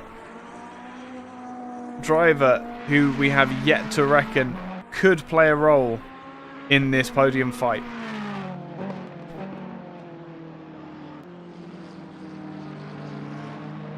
Just in case there weren't enough cards at play.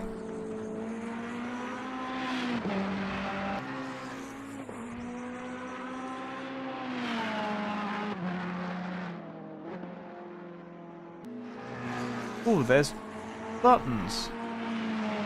There's new buttons on the YouTube overlay.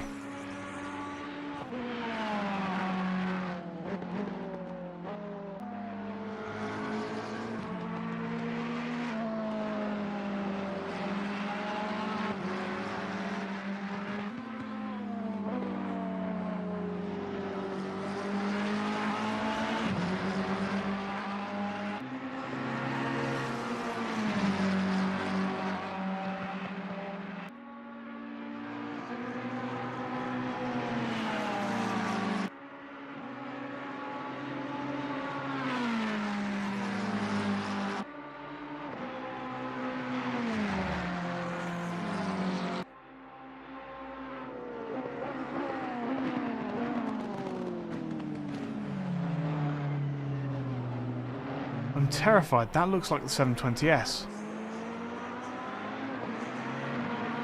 Has he really dropped that much time? No, okay. No, we've got Dan Nunes as well. That's why.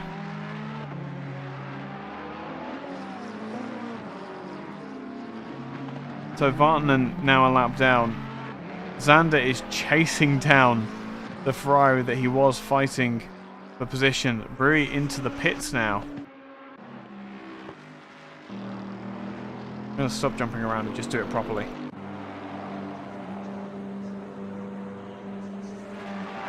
So if this is a scheduled stop, I would imagine he's pitted because of damage in the first half hour, and that's where he came from. So I had a thought that maybe that was the case. Oh, this pit lane is so punishing. Oh. Huh.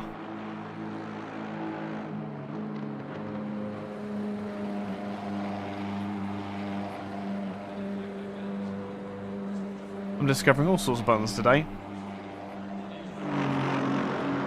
So, Santos to the pits means that the fight for the podium positions now becomes, dare I say it, Ekins, Sander and Geimer?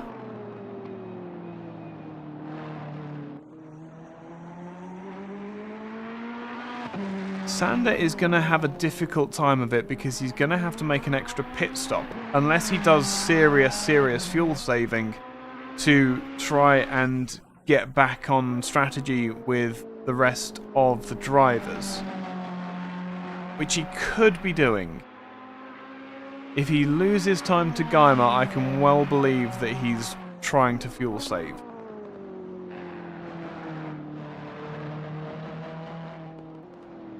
But I also can't see Sander fuel saving. No, he's trying to go as quick as possible. And he's going to push as much as he possibly can. Our cameraman here, Roberto Barley, is slowly closing the gap to Simon Geimer. That's still 8 seconds of space. And a lot of very quiet running. From a commentator's point of view, it's not ideal. From a driver's point of view, it's I mean, at this point in the race, it's pretty much ideal.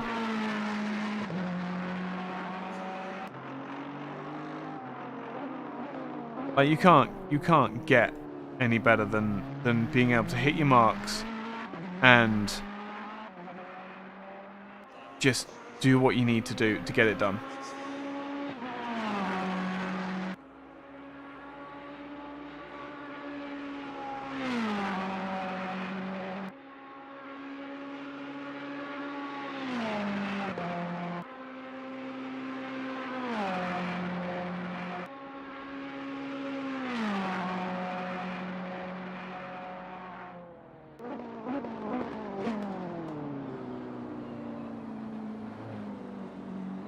Oh, Barley overcooked it into the gum.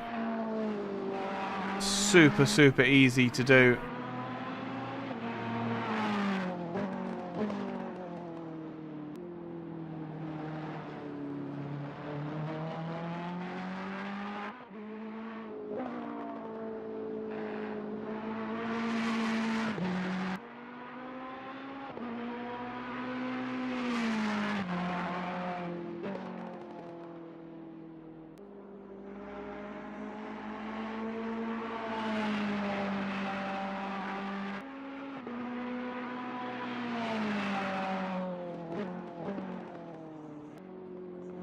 Hartnell's going faster than he's ever gone before.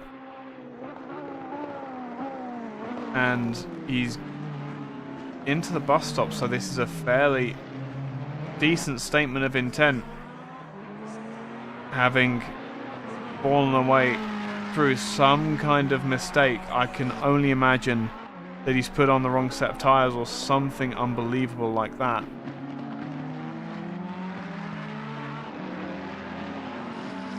He's on pace with his fastest, and more or less...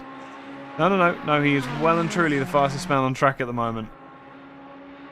Someone needs to tell Vartanen that there's still 2 hours left in this race.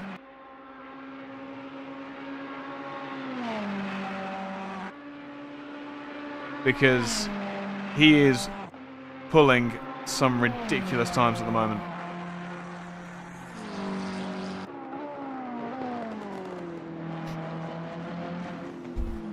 Yeah, it's... For me personally, it's half of one and half of the other. It's fun to be around drivers, and in the most recent race, I found it difficult when I didn't have someone to chase, if that makes sense. But for the most part, I'm better when there's no one around, and I can just concentrate on hitting my marks, or, you know, just enjoying the drive.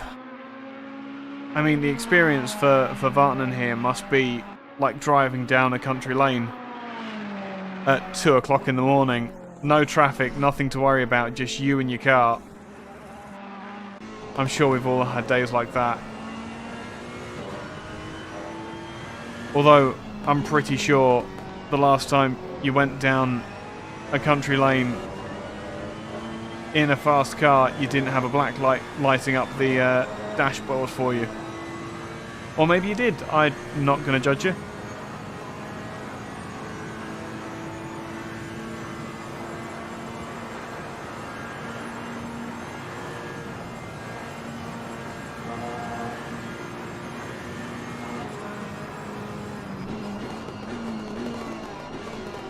Interestingly, I think that the Ferrari has... Here, let me get the Vietnam car. I think that timer that's counting up in the center of the dash there is a stint timer.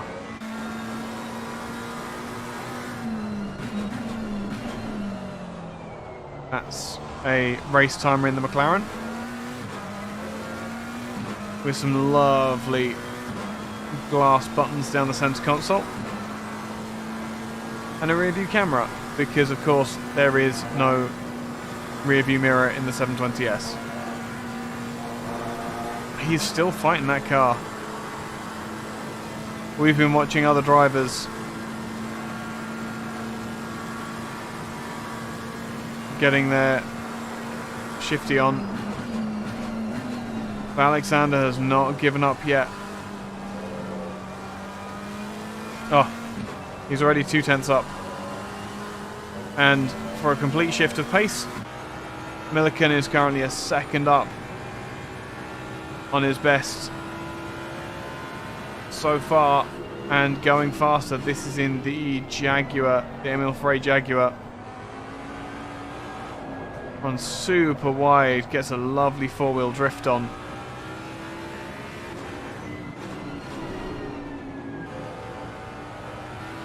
Still going exceptionally quickly for his pace. It does look like he's still suffering from copious amounts of understeer there in the Jaguar. Oh, screw it. Oh, big old wiggle on the entrance to Blanchimont, and then on the grass trying to get on the brakes. That could put Pate. He was running so much quicker. Oh man, he was running a second faster than his previous time. Now the drivers will be starting to settle into a pace. Or trying to settle into a pace anyway.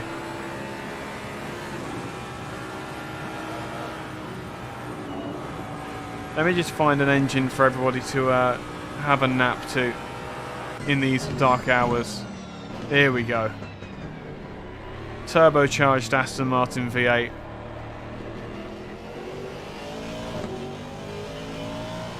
I'm just going to turn my microphone down for a minute because I'm not going to interrupt this lap. With a little bit of space. Why not?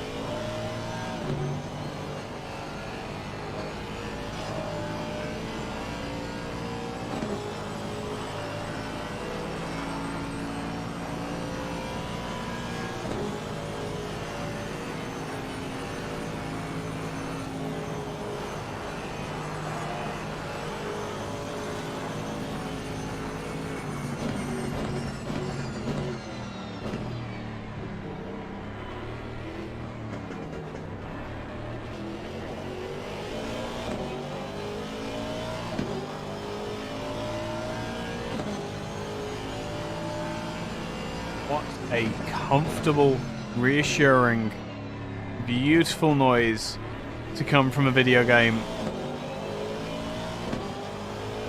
And I just realised that all this time I've had my bass turned down to my headphones. Oh, what a noise.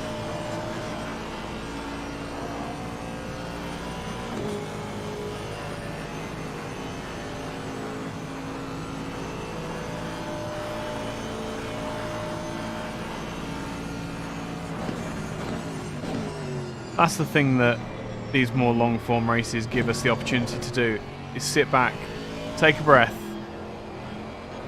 and enjoy the reason why we're all here. Oh no, I'm still here. I very much did that on purpose. I just love the sound of this Aston Martin. It's wonderful.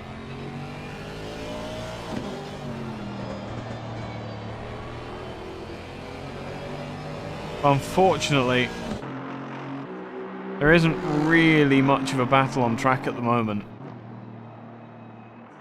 The gaps between all of the cars are going out to a point where we're going to start getting the golden hour soon. And if the Ferraris are going to come on song in the last hour of the race, I mean, for one thing, Mirtinen has been absolutely ridiculous in his timing consistency. I've been looking back every now and then, and every single lap is a 220 or a 221. And while Alex every now and then can pull himself back up towards by maybe half a second or so, he can't do it consistently enough to make any kind of a difference. And now he's spun? No, it's Nunes. Okay, fine. Oh, he's parked in the middle of the road! As another stall. Go on, get it rolling, get it rolling, get it rolling. There we go. What happened there? Oh, grief, now I've got to watch. That was just a very, very simple spin. He probably had lost that even before. And I can't even get back to real time, can I?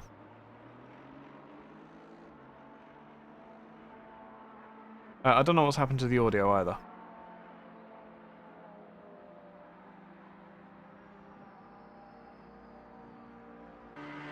There we go.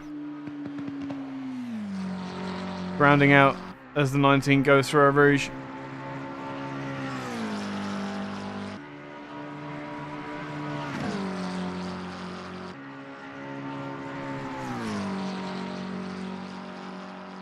There's something to be said for taking it a little bit easy and just getting the laps nailed in.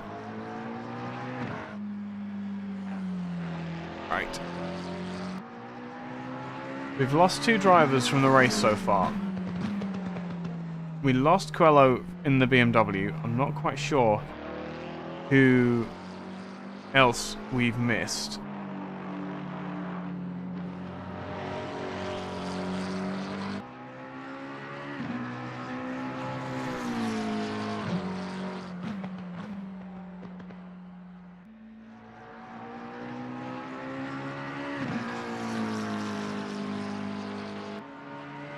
And at 4 o'clock in the morning, there's every possibility we might be coming towards the golden hour.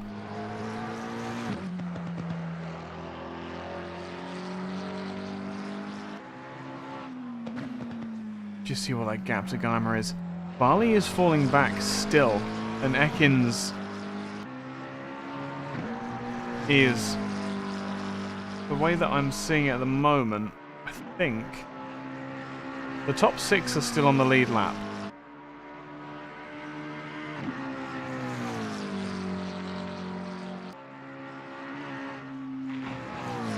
As Nunes runs wide yet again. Let's see how Sanders doing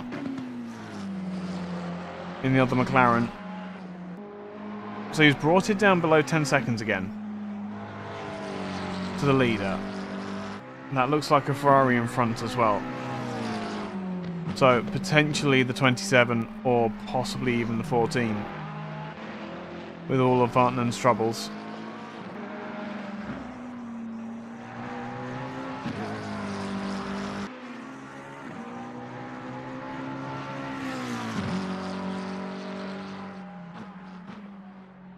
But Sander has not learnt from his early race mistakes. He's still driving it like an arcade, getting up on those curbs, getting the car leery.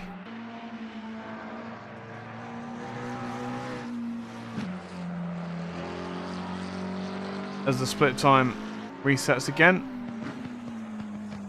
Just as he comes round here, we should get an update. So that's another half a second out of the leader. But remember, Sander made an early pit stop as the sky begins to lighten. Sander made an early pit stop because of fuel damage, out of tyres perhaps. So he is 10 minutes short at the moment. If he can't pull out an hour and 10 minute stint, he's done as far as the race is concerned. I'm pretty sure McLaren can do a 65-70 minute stint. I'm pretty sure.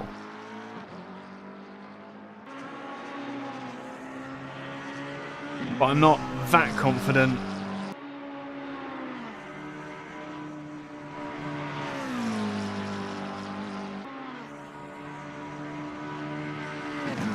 I'm not that confident that the McLaren, or that Sanders can do that.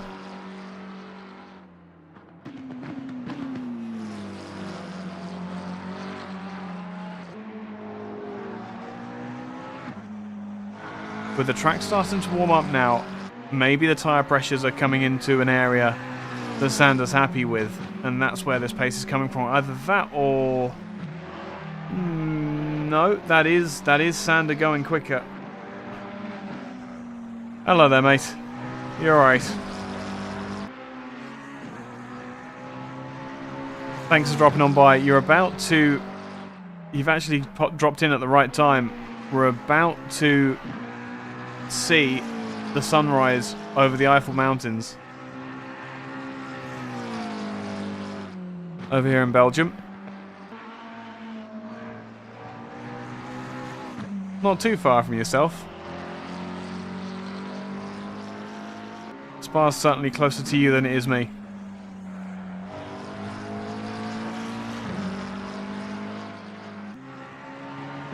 But, oh, Mirtman really is starting to slow up now. He's a second down on his previous, perhaps? And suddenly this McLaren is starting with pressures starting to raise once more. I wonder if Mirtman... well, I wonder if Sander has got his tyres in a twist. And that was a 20.8. The gap just gets above 9 seconds again. That is very much on its way towards... very much on its way towards being... or coming down.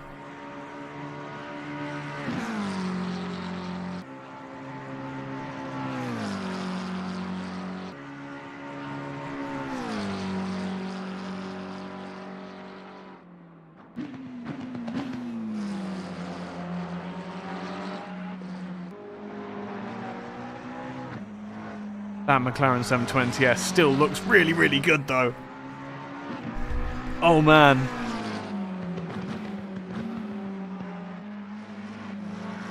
I was talking with my team the other night, because we're slowly getting through the GT3 cars for the liveries for the GT3 cars. Came to the 720S, and I have so many. It's getting lighter, yes it is. We are approaching that golden hour. The temperature's starting to come back into the track. It's come up by 2 degrees so far. And I think, I'm not quite sure whether it was traffic that hampered Henry's progress in the lead of the race. But he was struggling to maintain the gap to Sander.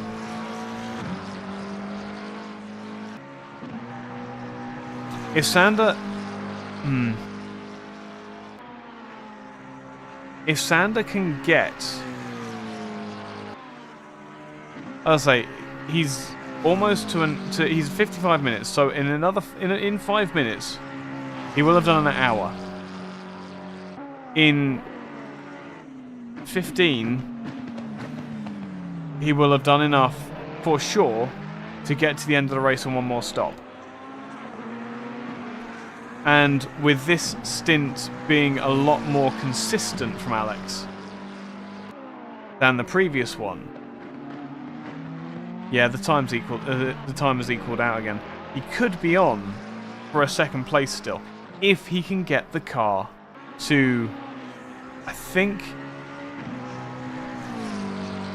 if he can get it to an hour and 5 on this stint, then he should be okay.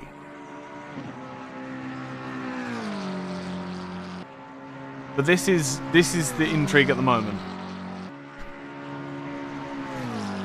Oh, stop. Yeah, 45-minute night is how every night feels for me. I tend to lay down and pass out. I think I might be doing too much.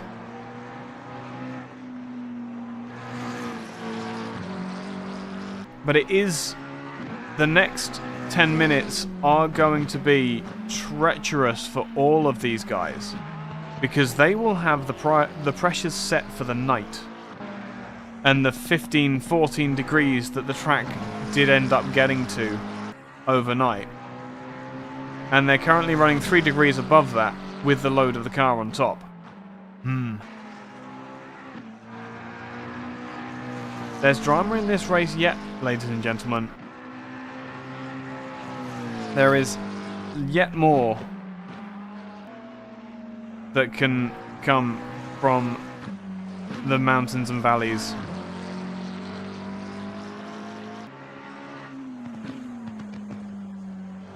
Of the Eiffel.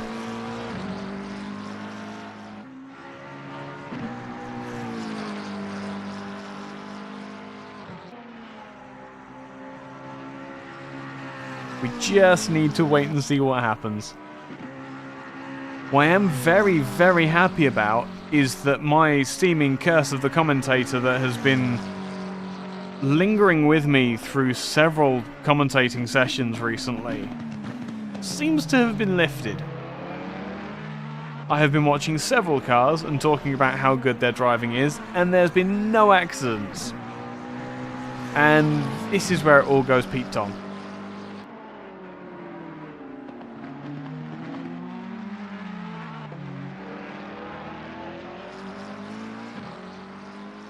Absolutely astounding that after an hour and 50 minutes, Henry Miertenen and Alexander are separated by 10 seconds, but trading tenths of a second. 2 tenths last lap. 2 tenths the lap before. 3 tenths the lap before that.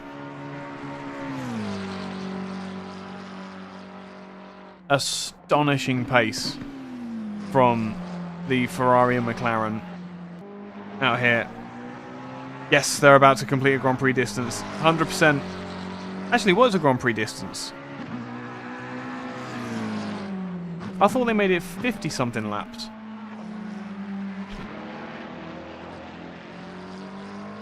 We don't talk about Formula 1 here. I'm sorry. It's not really Formula 1 anymore. That said, if anyone at SRO decides that they want to run the R-Factor 2 F1 2020 car in the championship, you're more than welcome. That'll be fun.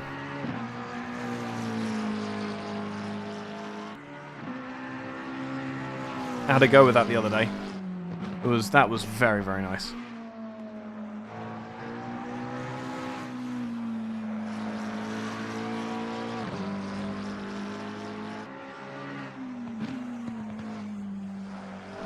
As Sander comes through the second split. Once again, trading intense. Really are. Oh, as it goes wide, that's going to drop it back below 10 seconds again now, or above 10 seconds.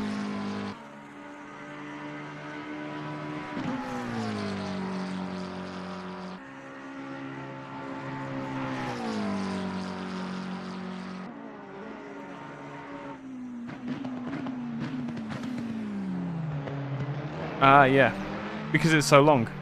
So yeah, no, they're well and truly. We're now beyond the Grand Prix distance.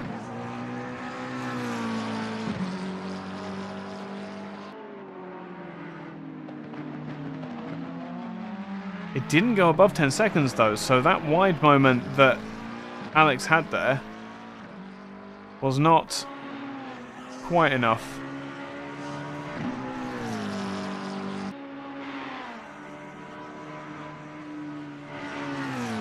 To drop him further than 10 seconds behind. Either that or that was a very, very clean end of the lap, or a very dirty end to the lap for Henry. That's the trouble with these GT3 cars being BOP'd. Even when you're coming up to lap cars, they need to let you pass. You can't just pass them.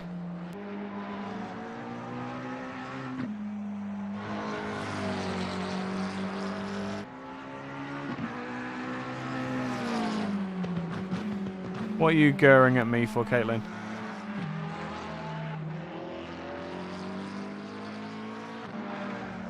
That said,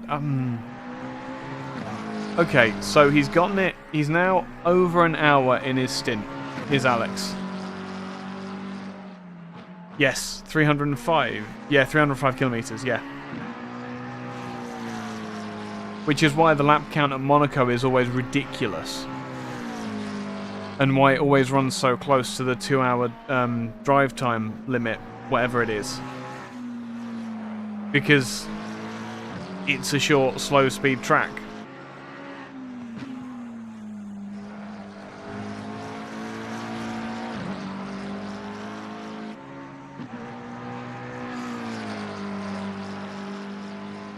.6, it's come down again.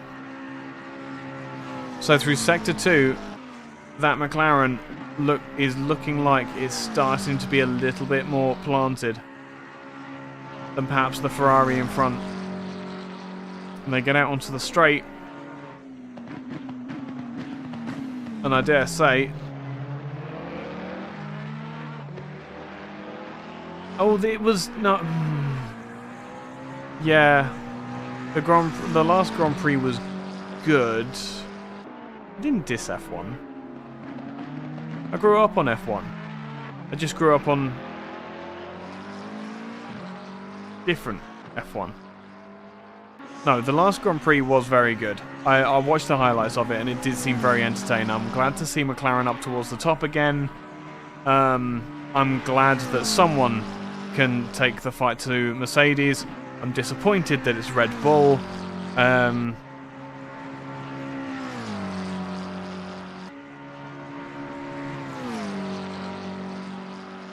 Yeah, 100 laps of... Yeah, I thought so.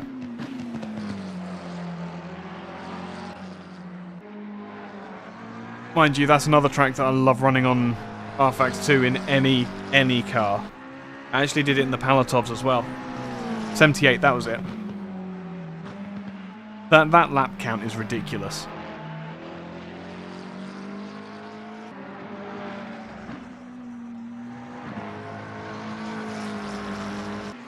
Mind you, we get up towards... We won't... I don't think we'll quite hit 78 here. But we're not going to be too far from it as Sander goes wide. Just starts to reel the Ferrari in and then pushes it a little bit too far. There can't be much left in those tyres. He's almost safe. He's almost safe to get that one stop sorted. And in which case... Then he can start thinking about fighting for the win. The question is, do you try and undercut? Oh, does the 60 try and undercut the Ferrari in front and get the tyres up to temperature? Can he make up 9 seconds with momentum? I think it's doable. I'm not going to say it's not doable. As the misty sun starts to...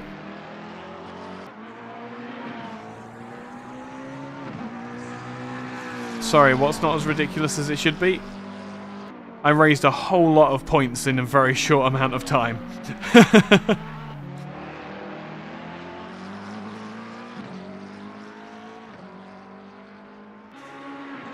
And now it goes above 10 seconds, so those tyres must be starting to very much give up.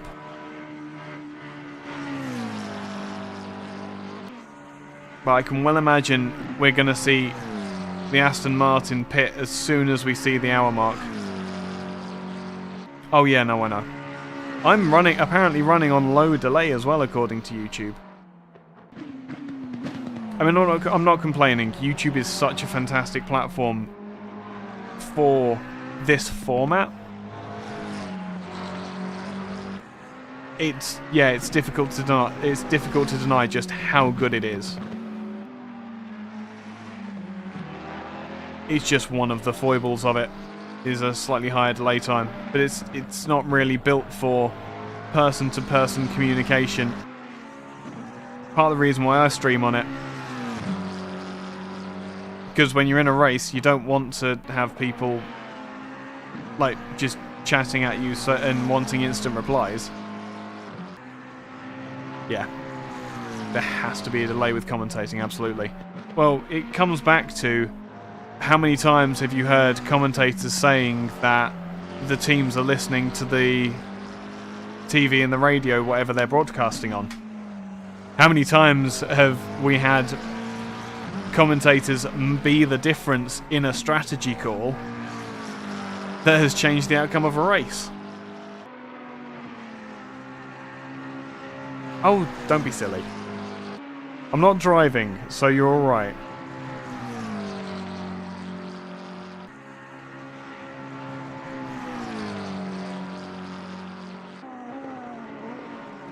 Oh, that's another thing I need to get onto. Oh, look at the sun! As the McLaren drops in, this is going to be... Oh, now is the Ferrari going to react? Or watching other people's streams? Yes. I was going to say, I did notice that you put in the team chat one of the drivers' streams that's driving in this race. How's it going, Dave?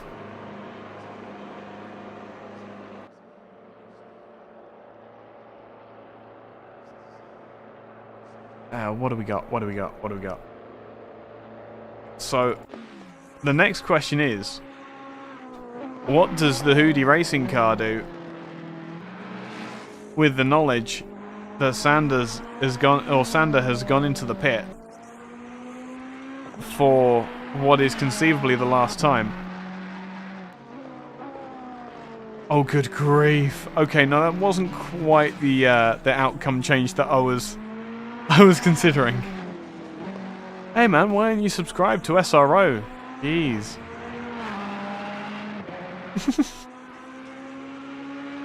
Then you just go to your subscriptions and it's right there. What I will say is the attrition of this race is nowhere near as high as I thought it was going to be. Good man. Well played. Yeah, what I will say is I wasn't expecting there to be 12 out of 14 drivers remaining running as the sun came up. We're coming down towards the final pit stops. Oh no, it's a VP Falcon. We're all in trouble now. He's going to critique my casting as well as my driving. So to give you a roundup of the race so far, the number 60 McLaren has was leading the way, set the fastest time by about 0.6 of a second.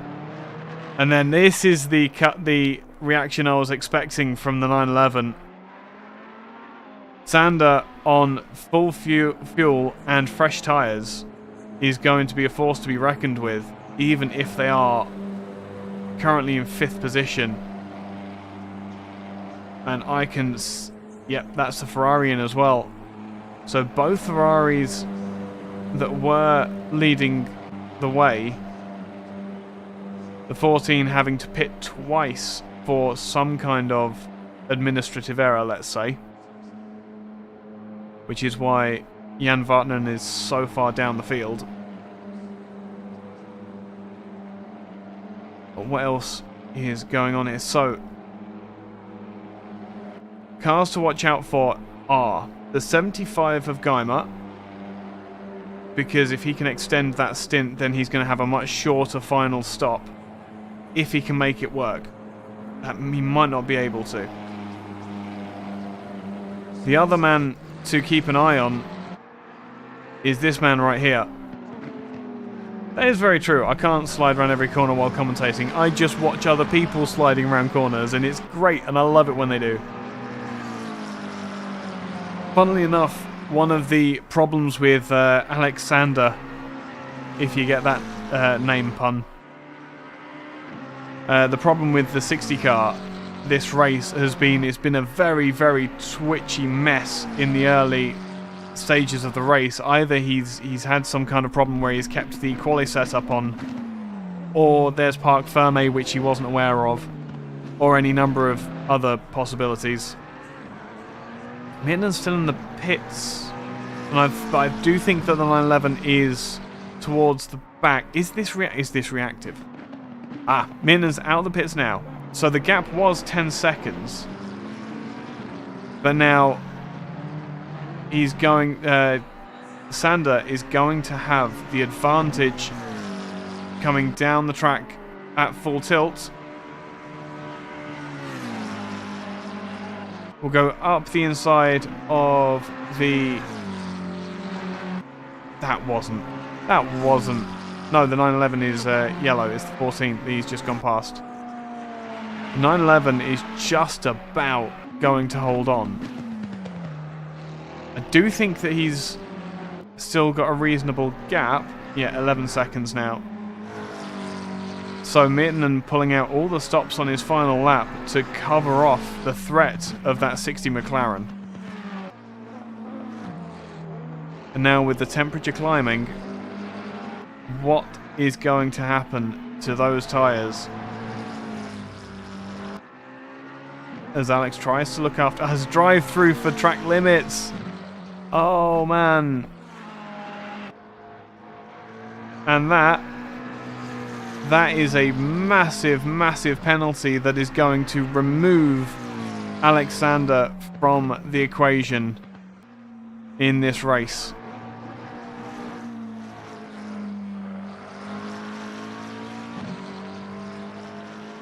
The next question is, how long can that 75 keep going?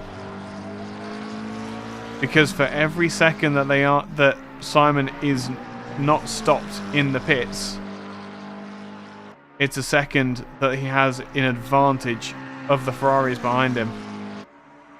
And with Mitten having tried to cover off the 60 McLaren instead of just running his race, Cat has been thoroughly introduced as and the almost mirror image of the spin that he had earlier in the race, trying to eke out every inch of performance from that McLaren. Yeah, the story of the race so far, the McLaren qualified first and has basically been a twitchy mess the entire race. The Ferraris have been the class of the field, but the Aston Martin of Simon Geimer has slowly been climbing and climbing. Had relatively good pace in the early stages of the race, but didn't drop off as much as the rest of the drivers through the night period. and is currently leading the way, although he owes us a pit stop. But every lap that he does now is a litre or two less fuel. Actually, he's probably close to the 3 or 4 that he doesn't have to put in towards the end of the race. And I'm sure that Simon is absolutely aware of that and is praying that he can make that fuel last just a little bit longer.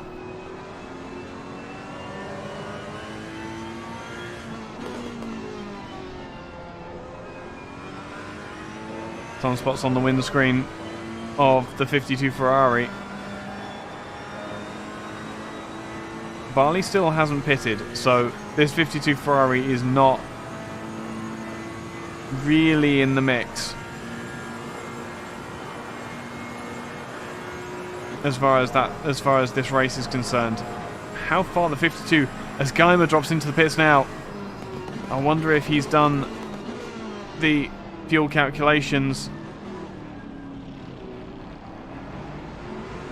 and is going to be running as light as possible over the checkered flag, or if he is just going to fill it up and go. That's good running to get within the last hour though, and comfortably within the last hour. You can hear the rumbling V8 in your left hand speaker just there.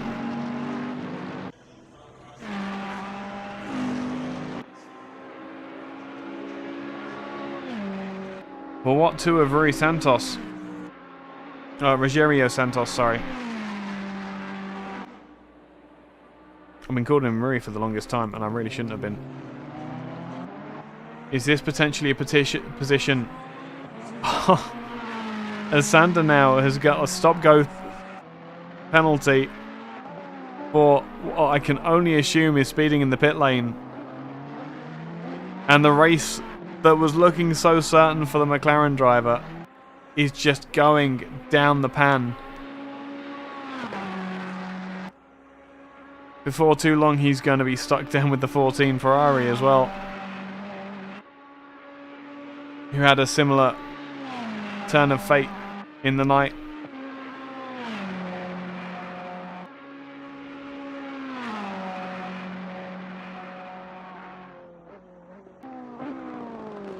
So Barley now leads the race. Mittenen's still looking good. Rogerio Santos, another driver who has come from not nowhere, but slightly lower down, and seems to be working the strategy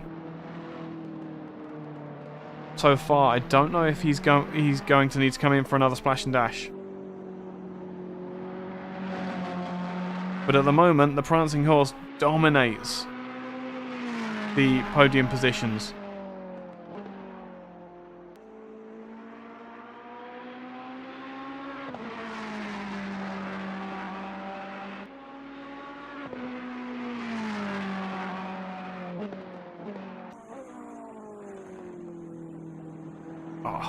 Wide goes Santos.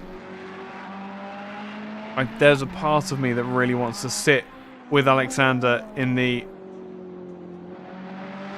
stop and hold for 30 that he has to serve. This is awful. I can't imagine the frustration that must be inside that helmet right now. Meanwhile, Jan Vartnen may be in 7th position, but that doesn't mean he's not still the fastest man on circuit at the moment.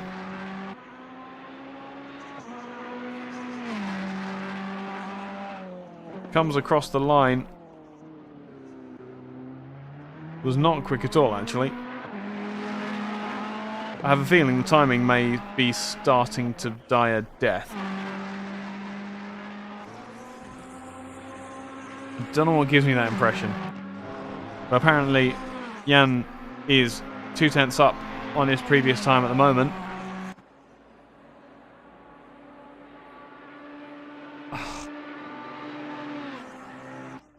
And as if by fate, the 60 and the 14 have been rejoined in battle.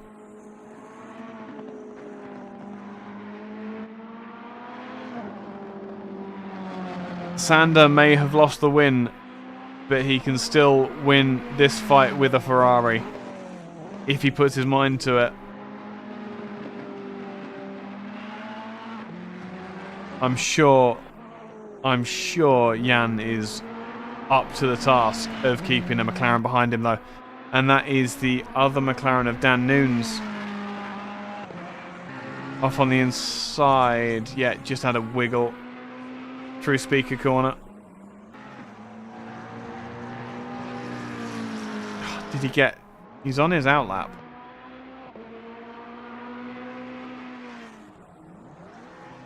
Is he going to get moving? Come on.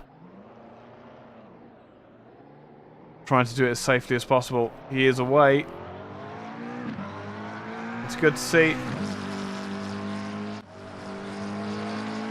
There's Tanner Selvi that we lost in the Porsche.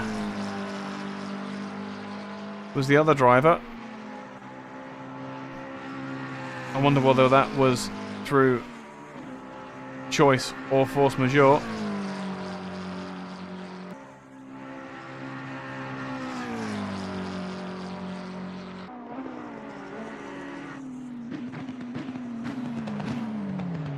And this is probably going to be 49 minutes of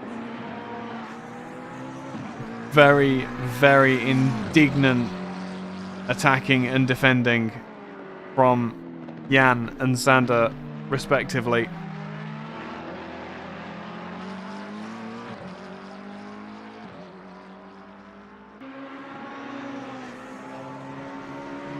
I can well believe the Vartanen has crew chief going crazy in his ear at the moment.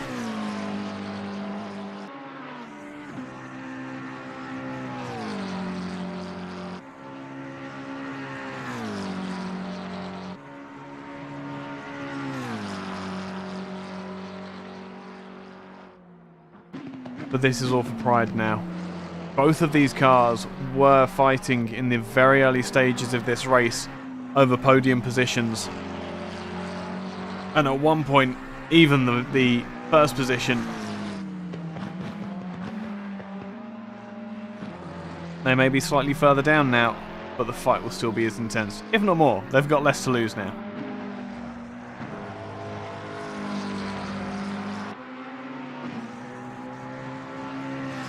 .5 seconds. Second sector.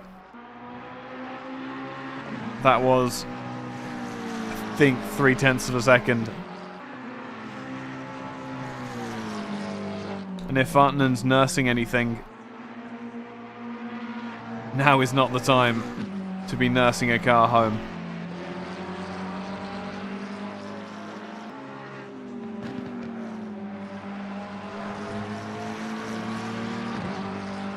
The track's got all the way up to 22 degrees now.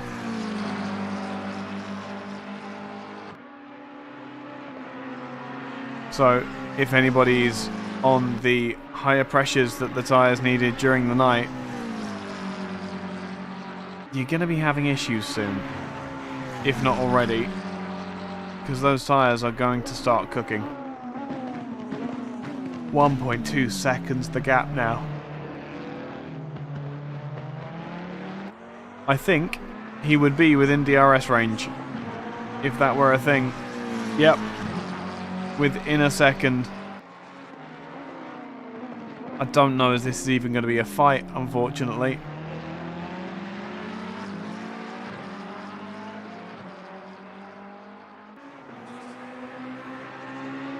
As they rattle down the hill.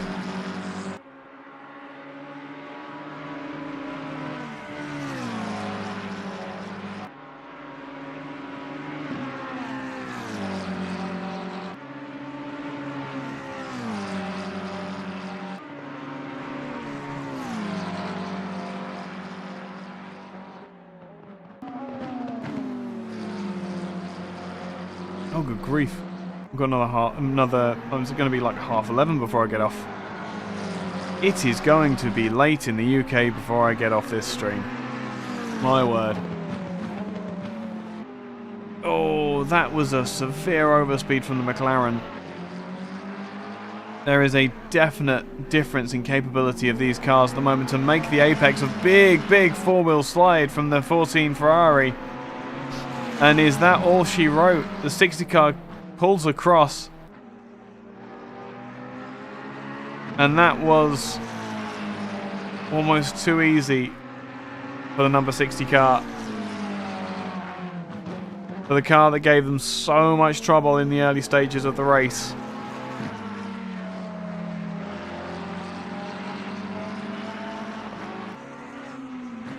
All three of those Ferraris, really.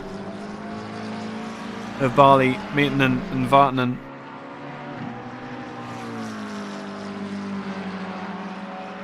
Yeah, no, I didn't start streaming a race at 8:30 though. I started streaming the race at 8 o'clock. What I didn't account for was the 20 minutes of qualifying.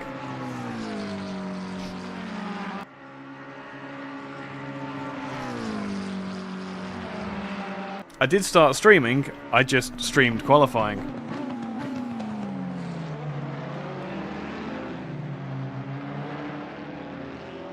It was a simple maths fail. It's not a problem, it's not as though I need to get up tomorrow anyway. Oh. Yeah.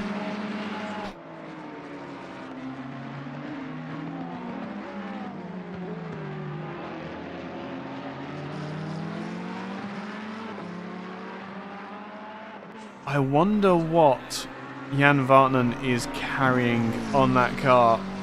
Because it is... Yeah, I know. Big race tomorrow night. Yep. Well, you guys have a big race tomorrow night.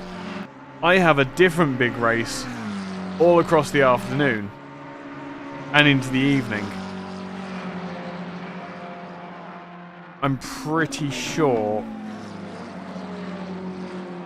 because apparently I'm the only person who casts Assetto Corsa Competizione.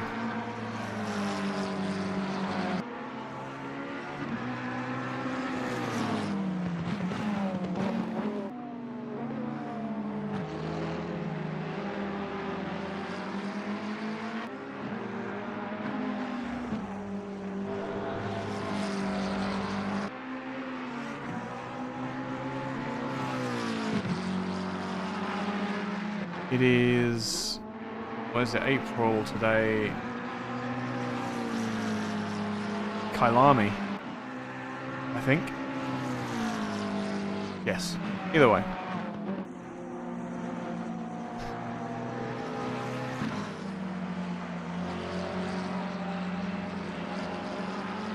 Oh, Lincoln Park Mercedes. That sounds like a livery I need to see.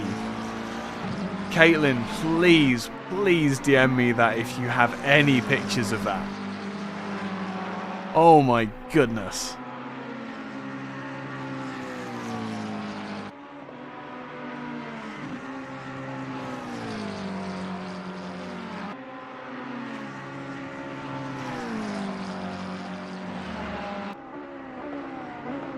Huh.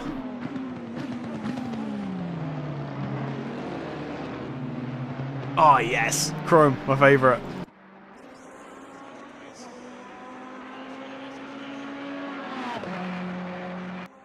Oh yeah, no. Linkin Park is epic. Like there were a lot of very good rock bands in the early 2000s and 90s.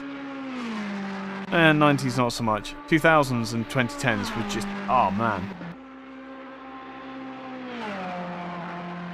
Linkin Park was one of those bands that I tried so hard to tell myself that I had grown out of, and every time they released a new album, it was just like, well, I'm growing my hair out and wearing eyeliner again. God damn it.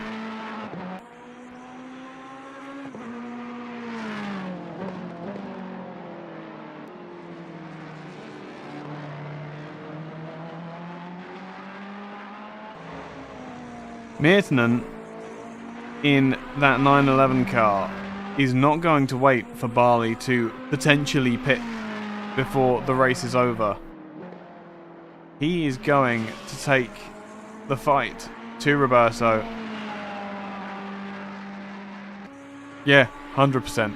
You never go out of the bands that you grow up with, I think is probably the safer thing to say. Like, they shape who you end up turning into. for better or for worse.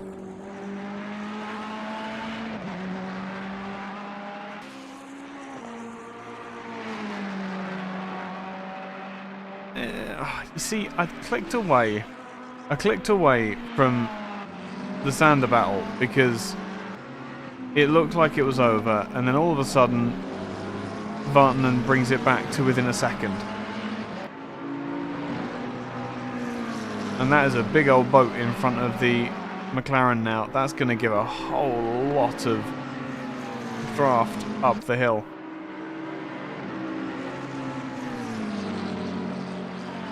And now the gap goes out again. No, that's what it is. That's what it is. Henry Minton is really starting to close in on the Ferrari now, of Barley in the lead. I wonder what's causing this then. The last lap for Roberto Barley was a 2:24.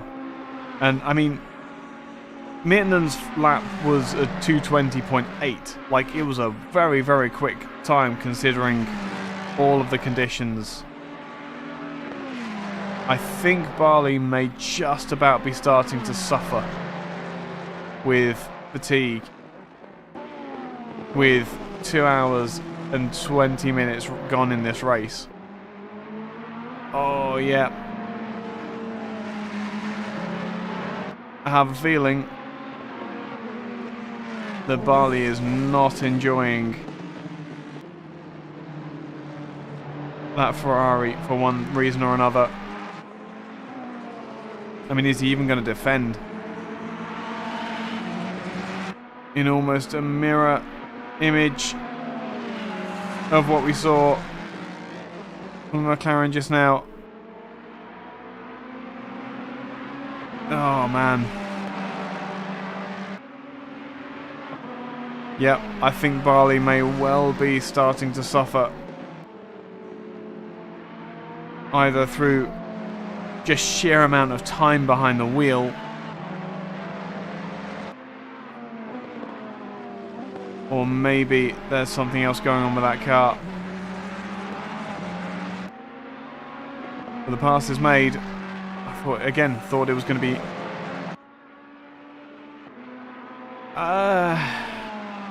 it's hard to say. I mean, the 3 hour length is probably part of the reason. I mean, you can see, let me just put the camera on Barley here. You can, if we go to, there we go. Yes, 100%. Well, yeah. ACC with big grids is awesome. Barley was running out of tyre. That was the problem. I wonder if it is...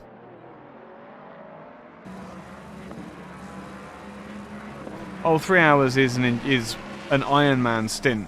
It's not something that you'd want to go and do by choice. But Sander now being promoted to 5th position, and suddenly Geimer, having been out of it for quite a while, is looking to be back in the pound seat for a podium, and Ekins is the man who could possibly join him on the first step of the podium if they can get their finger out and get the passes made. There is a not very well sounding car behind our camera car. I had Vartanen in the 14th. That is not very healthy sounding. Or is that just what the Ferrari sounds like?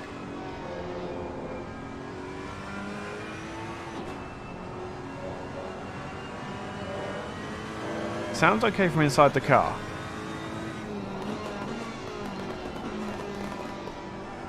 That popping on the overrun doesn't sound excellent. So it doesn't sound like it.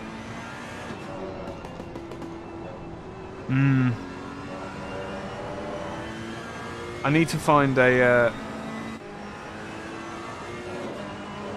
Is this Ferrari doing this? Okay, so it's just the Ferrari noises in this car. In this game. I find the popping on the overrun a little bit excessive, I think. Barley is still in the pits. Guyman has passed. Where's Ekins now then? So Ekins has passed as well. Ah, yes.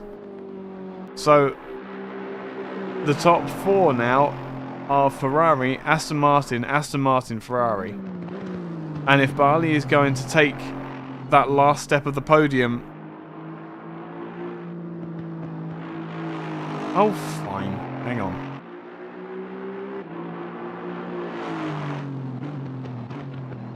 Screw it. You like pops? Let's get the man some pops.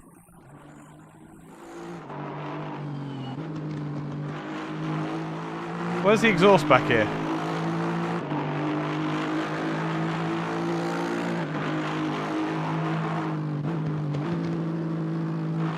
Where is the exhaust?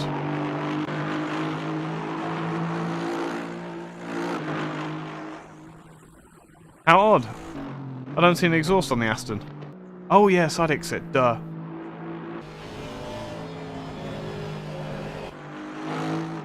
There, that's the noise.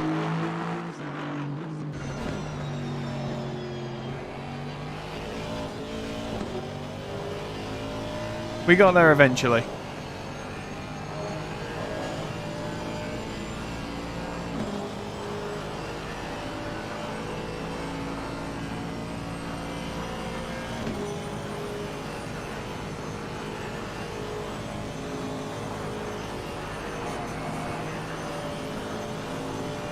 Sideburn, grief. No, that's what we call donuts. Look at how stable and planted that Aston looks.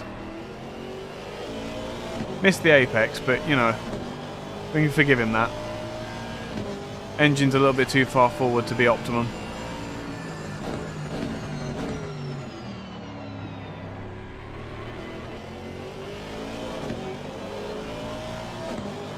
So with a lap elapsed, what's the gap? 16 seconds between Roberto Barley and Mark Ekins here. By fastest laps, the Ferrari should have this in the long term. 33 laps, 16 seconds, that's half a second a lap. It's very much doable. But half a second a lap, you tart. Half a second a minute. Why? Especially if the Aston's going to get all airy like that.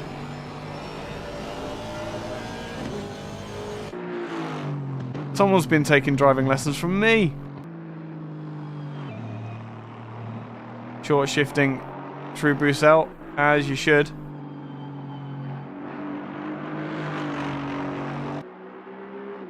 The question is, can Roberto Barley hunt down this 63 Aston? And if he can, how long is it going to take?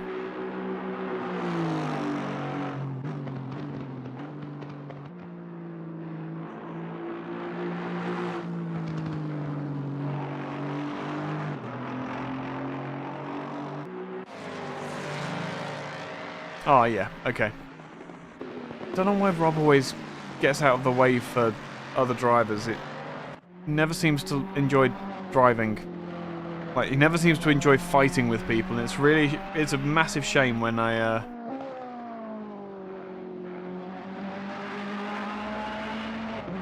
go to look for a fight and it's like, he's just gonna pull over.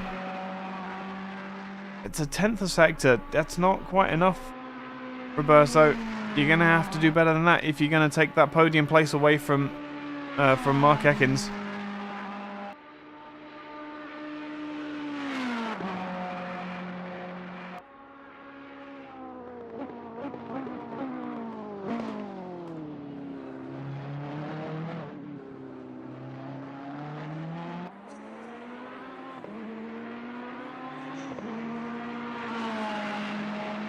That's more like it.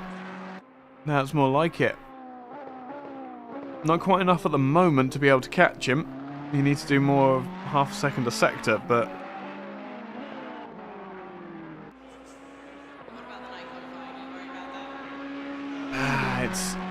the problem now that we're here and all of the cards have been played out, it's a half-hour sprint to the finish.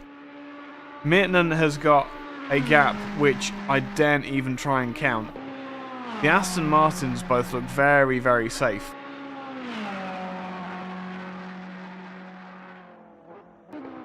Rogério Santos is not really a threat either. He says pulling out a 6.666 gap. And Roberto Barley is going faster than he has gone so far. It looks like the Ferrari is starting to come on song.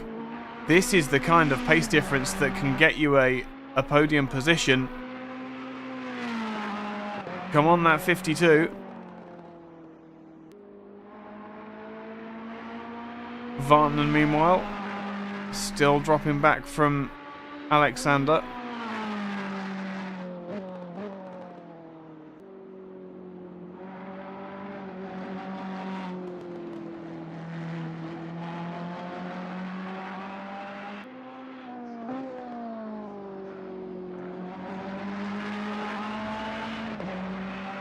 Through the second split, 14.4. There we go. That Ferrari really is starting to come on song, as we can see. 0.8 up on his previous best. As it stands.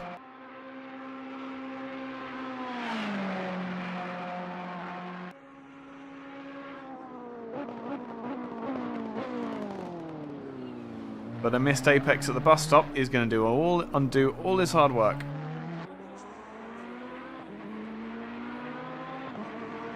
And it looks like Roberto's not going to have too much of an answer for this 52 car either. When he's not messing up.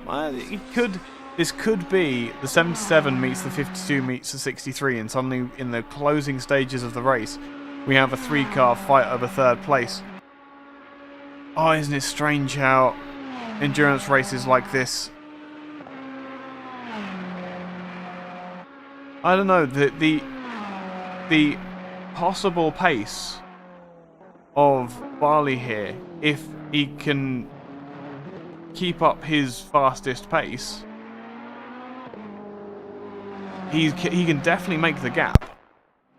Thank you very much for that shotgun noise. I'm sorry, everyone. I hope that wasn't too loud for everyone else.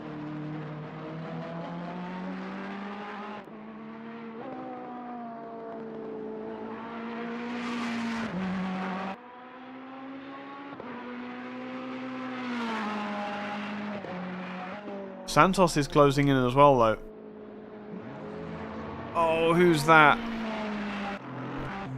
It's the number 19 McLaren going for a spin again.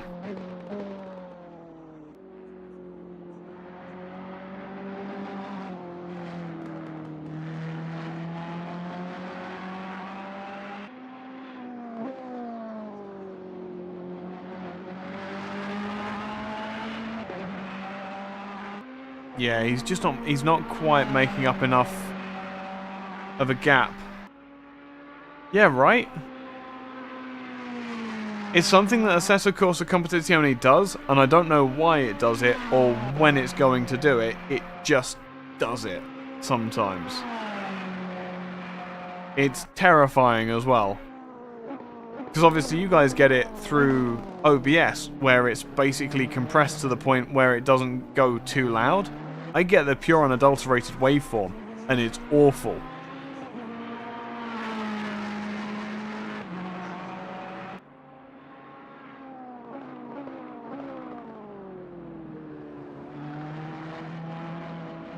Oh no!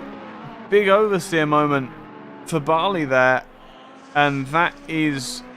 he could be... he's now... the problem is, Barley's in a bit of a rock and a hard place situation at the moment. If he doesn't get a move on, he's going to fall into the grasp of Rogério Santos behind. And if he gets too much of a move on, I don't think he definitely can't. Yeah. I definitely can't see him catching Ekins before the end of the race.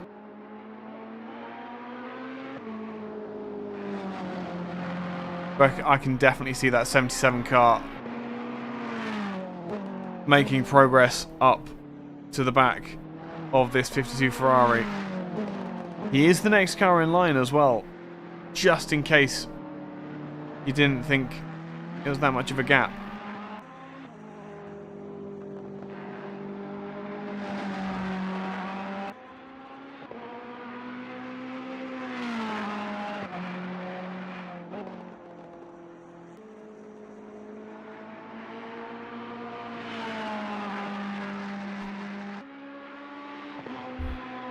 I just realised I hadn't drunk anything in about half an hour.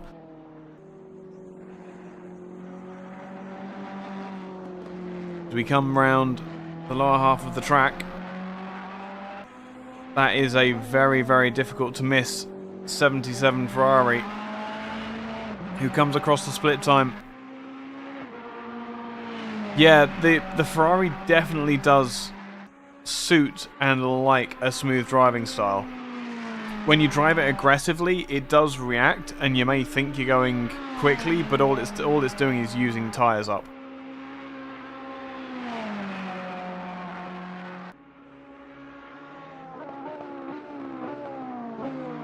In that second sector, though, he did lose time to Barley. So either Barley has cottoned on and is upping his pace now, judging by the fact that he's taken almost a second out of Ekins in the 63, that implies maybe he's hooked the car up a little bit better.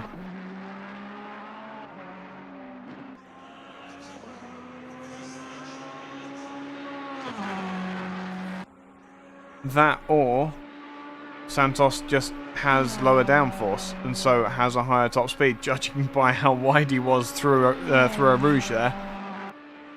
Yeah. No, I'm working on it.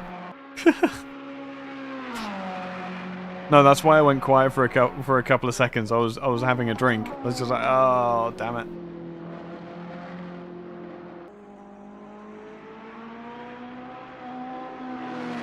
Oh. I need to find at some point in the next 24 hours some hot blackcurrant drink. Or some blackcurrant drink that I can make hot. Because, oh man, that has saved my throat a couple of times now.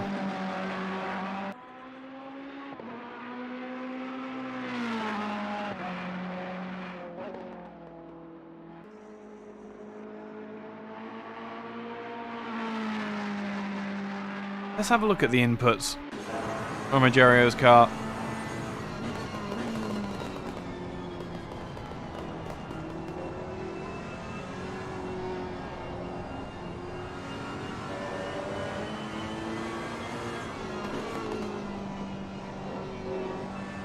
Yeah, that's a very smooth boy.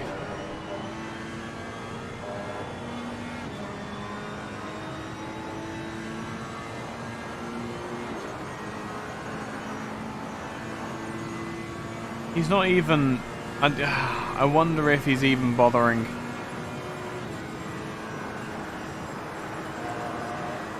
I love how he's turned in to the point where it starts to understeer and just kind of goes, yeah, no, I don't need that anymore.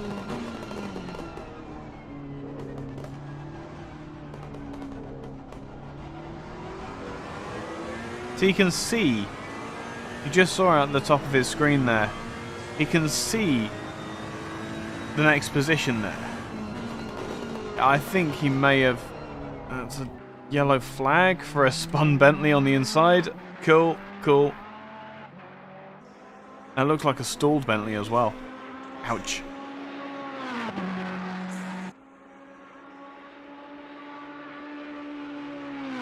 And yet again, it's possible that our... Yeah, the 84 is still stuck.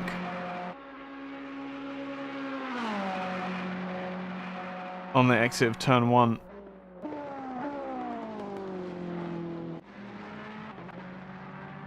That took him so long to get that started. Always remember where your engine start button binding is.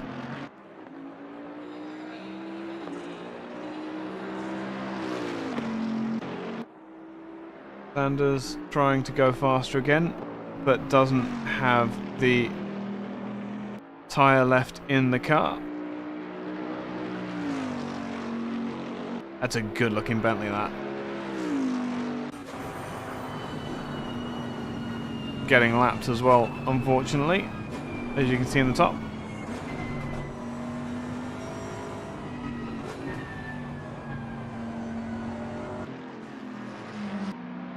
See, that's a proper noise. Yeah.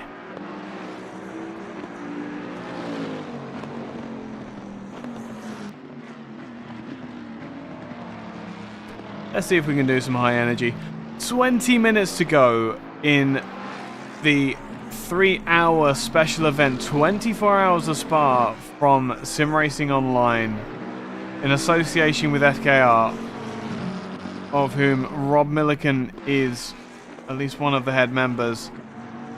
Larry Thomas takes to the escape tarmac on the outside of Puon to get out of the way of the leaders. I was really just using it as an excuse to listen to the Bentley for a while because I love the sound of that engine. At the top of the timesheets, Henry Meertenen has seemingly walked away with this race. The gap is now so large between himself and the 75 Aston Martin of Simon Geimer that, well, Assetto Corsa has given up on trying to display it.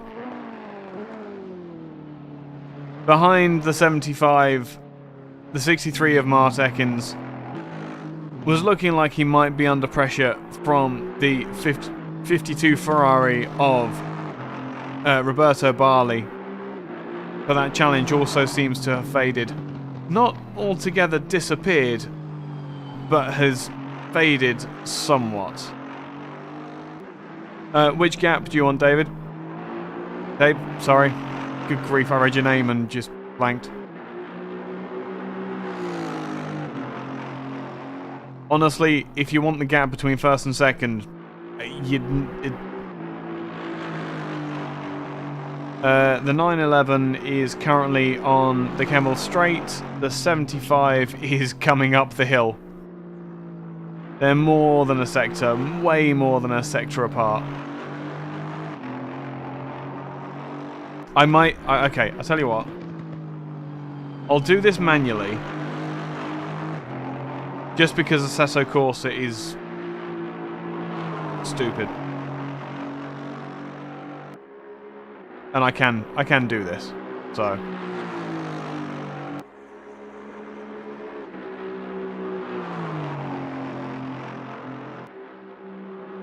just let's hope that I don't forget about this, because it's going to be a very big gap.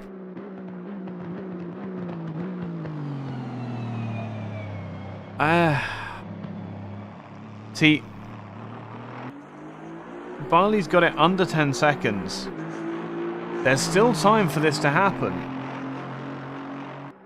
It just relies on Barley pulling out lap after lap after lap after lap of really, really good times compared to Mark.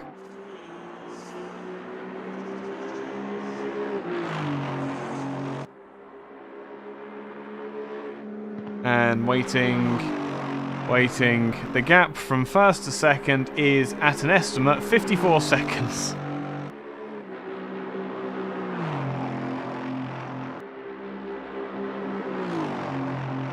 Oh my goodness. Yeah, Santos has... I know Santos was double figures before. He was up like... Oh yeah, sorry. Yeah, I'm with you now. Yeah, Santos, I think, has just gone into preservation mode, get to the end of the race. I think Barley is still trying to hunt this. I'll tell you what, that might actually be more interesting to look at, is the 52 car. He can still see Bartley can still see a hope of a podium here. I guarantee it was about 6. It got down to 6 seconds. Now Santos was 6 seconds. Roberto has been consistently drawing that gap in to Ekins. It's just whether he can pull in the remaining 8 seconds or so in the 15 minutes that remain. He's on target to just about hit the back of Mark's car on the final lap. That's kind of the problem. He's not going fast enough to be able to make an attempt at an overtake.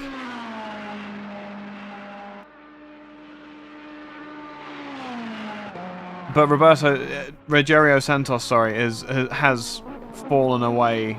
The threat of that 52 car losing a position has fallen away now, as has any other real fight anywhere really on the track.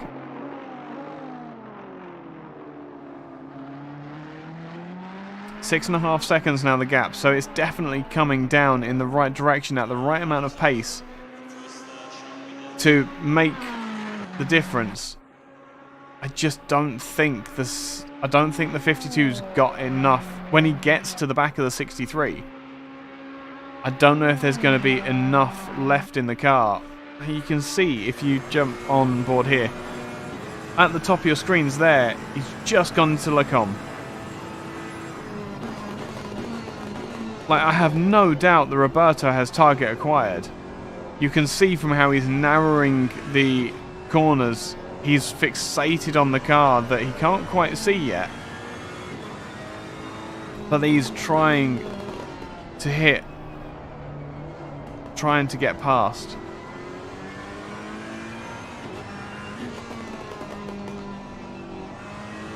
There's a speck in the distance, just there.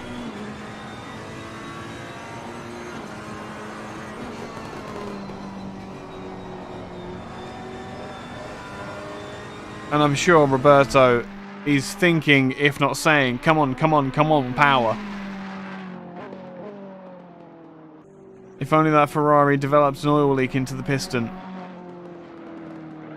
in these closing stages of the race. The little turbo button. I tell you what though, Rogerio Santos hasn't necessarily fallen away completely. If these two get tangled up on the final lap, Santos could very well be on for a podium. He's not far enough back that isn't an issue still.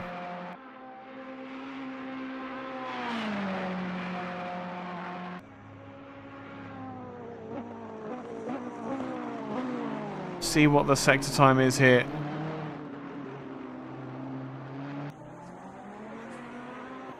As they come out of the final corner. It's through that first sector that he's making up so much time. For whatever reason, either low drag or just more power, the Ferrari is definitely able to put more speed through the first sector and possibly the second. And jump on board with him again. He's getting ragged. You saw we joined just as he twitched, trying to get a little bit too much out of the Ferrari. On the brakes, into Lacombe. Too late. And trying to turn in way too early.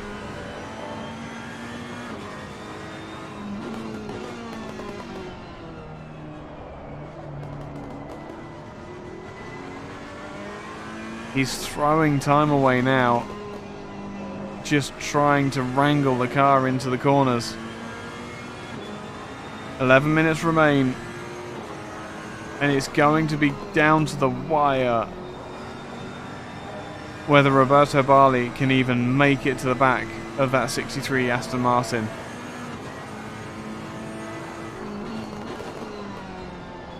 And you can tell when he makes a mistake or when he's slow. Ooh. Or has Ekins made a mistake now? That car has just gotten much bigger. No, okay, that must be the Jaguar, I'd guess. Hey there, Kimmy Diesel. 14 drivers started. We've lost another one, unfortunately. Drivers that we have definitely lost is Nuno Rodriguez, Didier Coelho, and is Mutram still going? Mutram's still going. Oh, and Tanner Selby. That was a big dive. Just in case you thought that Barley wasn't pushing.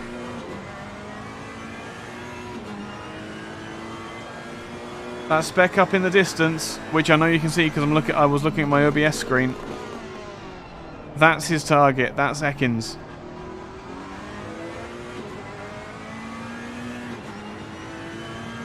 Through Sector 1, if Roberto can get this right, he should take anywhere up to half a second out of the lead that Ekins has over him. That was good. That was very, very tight.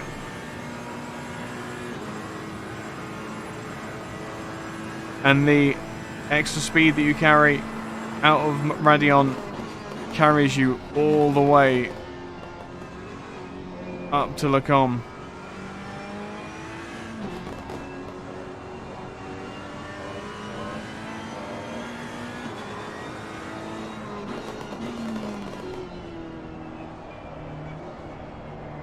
It looks like Roberto may have gathered himself back up again. He was getting really, really ragged for quite a while there. And his driving looks as though it's calmed down slightly. Not completely. He's still narrowing his apexes way too much, not using the whole road on the entrance or the exit. Exit maybe. The middle of the road there, absolutely no reason to be there. Big old switch on the throttle, trying to accelerate half on the AstroTurf.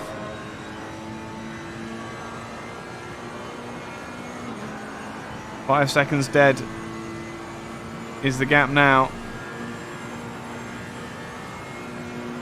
Without mistake from Ekins, don't think he's going to have the opportunity.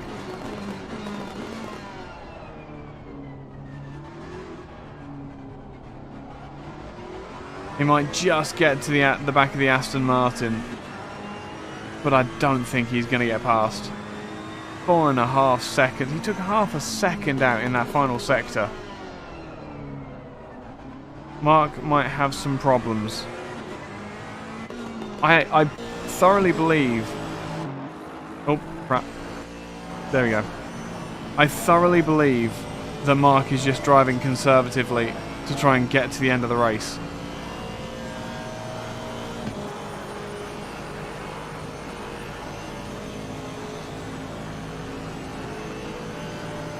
Yeah. Apparently the Aston Martin has a really small cab.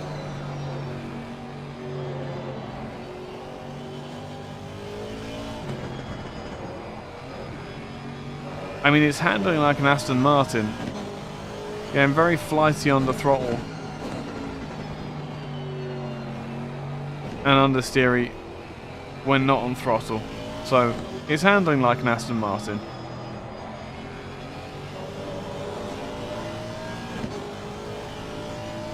.6 seconds now is the gap.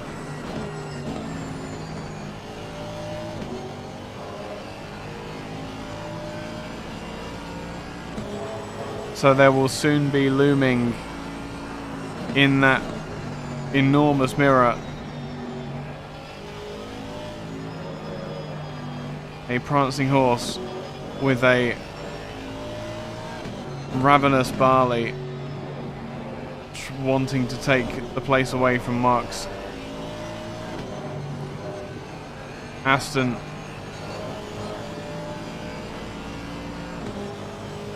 I don't know as it's... I don't know if it's necessarily problems. Oh no, he's dropped back now. Did that gap go down to like 3 seconds for a sector? Or was I just crazy? Yeah, of course. I say, it's handling like an Aston Martin.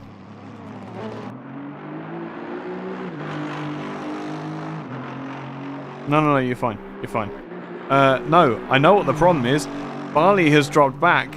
And now, Rogério Santos, the king of smooth at this spot in this particular race, is now closer than Barley is to Ekins. And with 5 minutes remaining, Barley really is between a rock and a hard place. If he doesn't get his finger out and make the attack on Ekins, he's going to be under pressure in these final 5 minutes from Rogério Santos. That's one Ferrari. You're not going to quite see. Yes, the JB livery. I like Jensen's liveries on most of the cars he does. That is very, very reminiscent of it as well.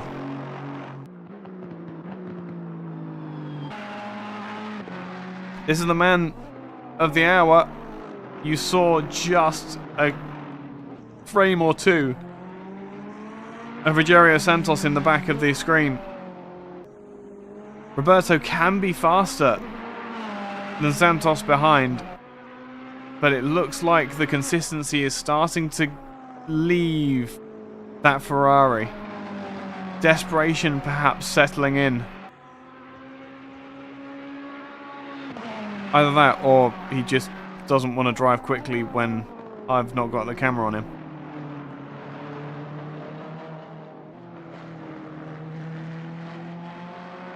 Wait for the split times to come through again. There's a big old moment over on the inside. On the inside curb there.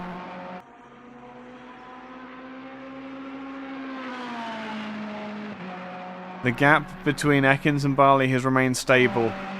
The gap between Barley and Santos has come down by a second. The 52 Ferraris had it. Not had it. The tyres are starting to cry enough. And there is perhaps 2 laps remaining in this race. Oh, I don't think we're going to get a fight, but man oh man is the pressure on for Roberto Barley now. That wasn't necessarily a slow lap, it's just that Rogério has got so much life left in his tyres by comparison.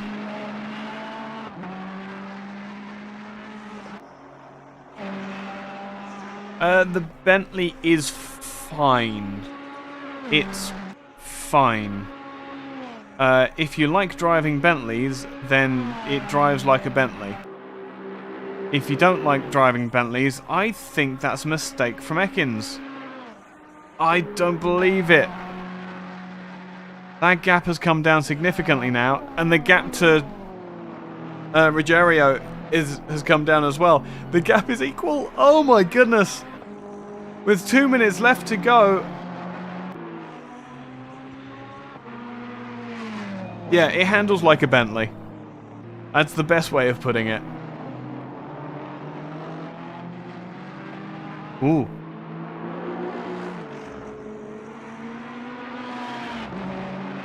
I did not realise that they actually had a real-life Linkin Park liveried Mercedes. That's epic. Thank you for that, Caitlin. I've just checked. Just checked Discord.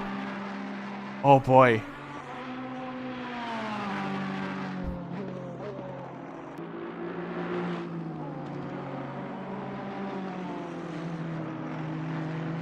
With 1 minute and 26 seconds remaining, can any of these drivers do anything?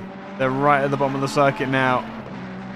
2 seconds is the gap between Ekins and Barley. The gap has come down between Roberto and Rogério as well. Rogério? Yeah, sure. Oh no, is Ekins on fuel save? That's a thought.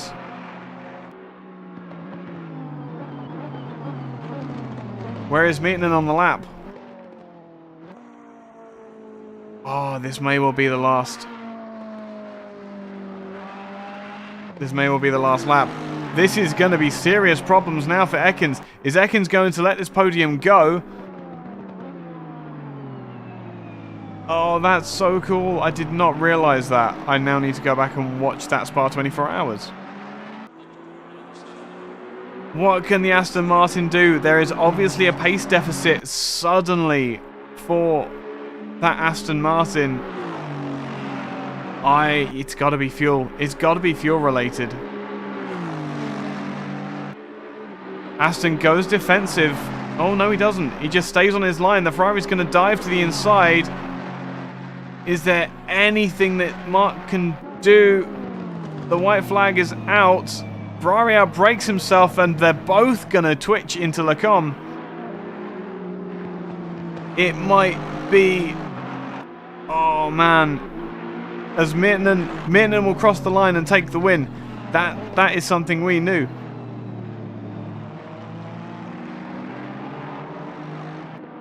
But... Oh, what is going on with that 63 Aston? I want to know so badly. It's got the pace, and if Roberto makes a mistake, then it could be all over for him. The 63 is not going to go down without a fight. I think he may have worked out. I think it may be that he's not got enough fuel. And he now knows that the worst he can get is the car behind. I think Mark's seen what I've just seen. And that is that the only car that's still on the lead lap is the car directly behind. So if you're going to go for anything, you may as well go for gold. Out of curve Paul Freire for the final time. Ferrari goes wider. The 63 is still on an eco map, but it's within distance of just about being able to make a move into the final chicane. This is the time to make it if he's gonna do it at any point. He's got to do it now. Mark Ekins falls into line through the bus stop for the final time. The fight that was promised never quite delivered. You can hear the fireworks in the background, but the Aston is just going to get across the line in first position.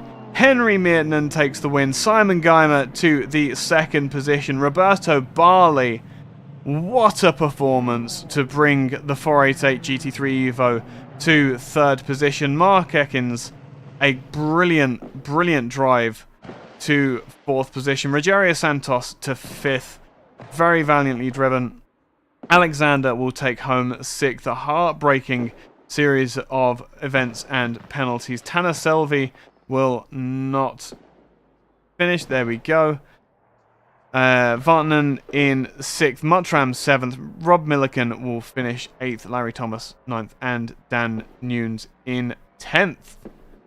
And that will be... Oh, there we go. You can see the whole thing now. That was absolutely ridiculous. 3 hours to come down to, what was it in the final? In the final, probably a second or so. Absolutely brilliant. I will hang around for a couple of moments to see if anybody wants to come and talk to me in the post-race interviews. Unfortunately, that doesn't really happen at SRO. Which is a shame, because I really enjoy talking to the drivers, because I am one. And I, as you probably heard through the commentary, are utterly commiserated with a lot of things. Oh, no. Oh, so Mark thought he was running out of fuel. Mark thought he was running out of fuel, and so was on epic fuel save mode. That's why he let the Ferrari pass, and then thought that there was another lap. Wow. Oh, man. Oh, wow, what heartbreak. To lose the podium over that. Valiantly fought, though, and very, very well driven.